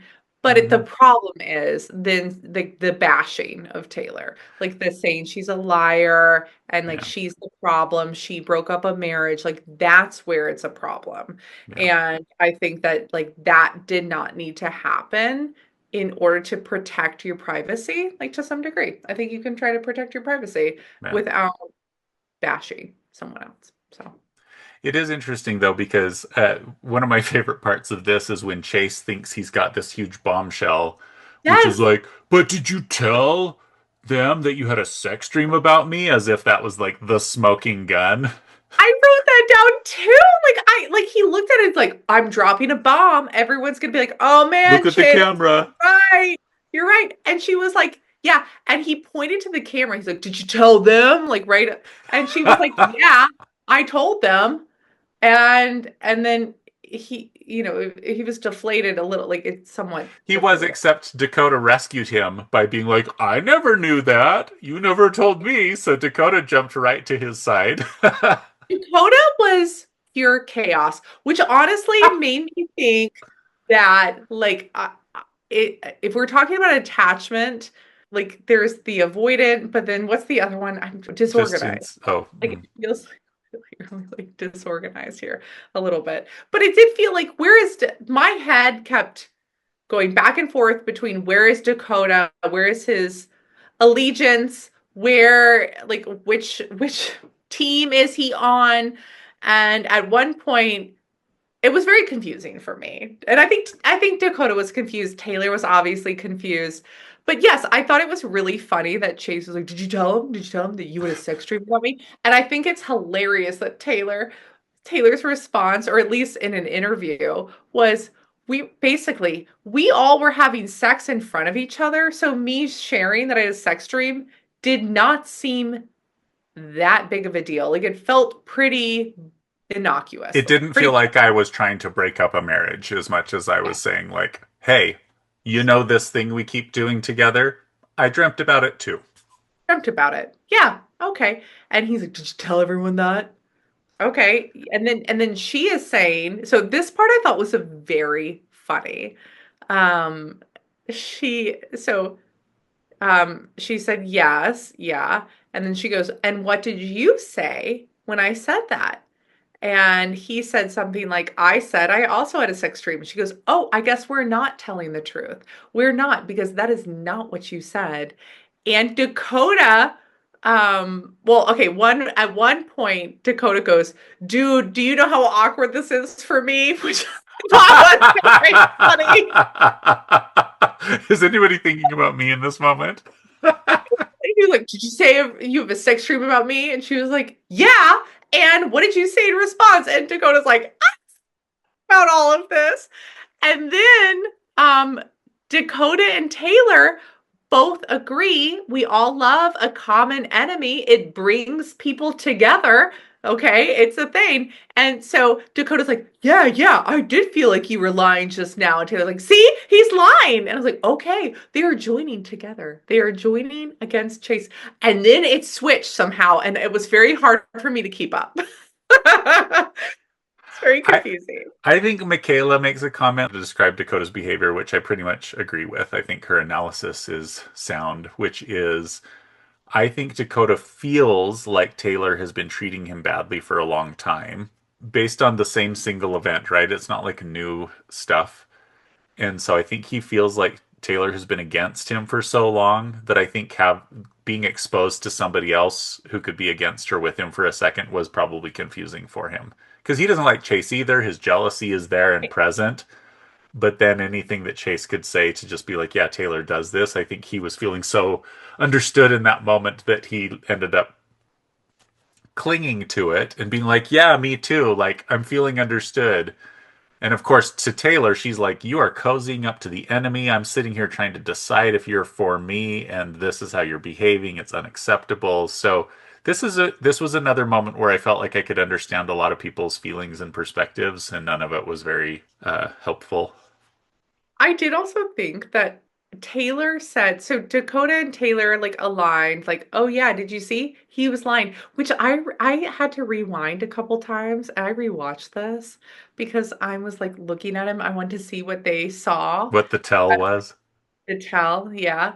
I remember in undergrad, I had a social psychology professor that said he got out of jury duty because he said he's a social psychologist. He has his PhD and he studies like lying, like Mm. behaviors. And he's basically like a human lie I don't think he said like he's a human lie detector, but he was like, "I can tell when people are lying." So they were like, "Let's cut him from We need somebody jury." much more emotional making these Yes. decisions.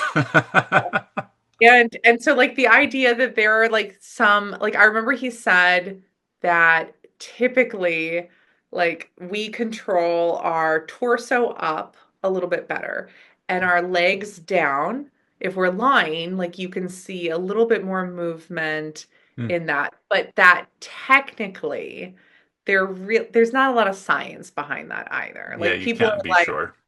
right, like if you look like to the up, like right or left, like that's when you were lying. And I think like there are behaviors that people say like that's, but really, so he was like, I mean, the I think the most research shows that like any like hip below action can, like we don't control that as much as we Hmm. do hip up, but that really there's no like behavior, there's not a You lot of can't research. tell for sure. Right. And so that's why I was like, I want to know what they're looking at, other than like him, like he was like pausing a little bit and did seem, I mean, it did look like he was trying to scramble and come up with an answer. But Sure. then Taylor turns to Dakota and was like, go ahead and listen to the liar. And that's when Dakota was like, now I'm flipping sides. Like he was like, I was on your side, but now that Mm. you're yelling at me and saying because then he said, I'm not listening to him. I'm not. And then that's when she lost him. Then Dakota was like, I will now join Chase. And it just seemed like his allegiance was, it changed up based on who was yelling at him. And then what I loved was how they cut then to the Chippendales and they're like, 1, 2, pump. Hope this all settles down out there so I don't waste all this. And Dakota is shouting. At one point, he starts shouting, I don't know what's going on. Which, like, honestly, Dakota was pure comedy this whole time to me. Like, I know. I don't know what's going on. And then he's like, I found out about the sex dream a couple weeks ago. And then Chase is like, how opportunistic of you, Taylor. And I was like, that also doesn't make sense, Chase, but okay. Like, but none of that. What does that sentence even mean? And what's wild, I know we talked about this season one. These people all are sober. Like they are not that using substances is an excuse for bad behavior, but it can explain dysregulation, impulsivity, like a lot of that. And these people are drinking sodas and seltzer water. Like, and they are screaming at each other in this way. And I just find it to be really interesting. But anyway, then you hear like the cop siren, and you see like the lights outside. And the episode ends with that cliffhanger. Yes. We will be back with an episode 3 talking about episode 3, which will finish up this party and then reveal more about what's going on in the lives of the Mom Talk crew. Can't wait. I feel like it's really picking up from here on out. So Yeah, we've got a lot to look forward to.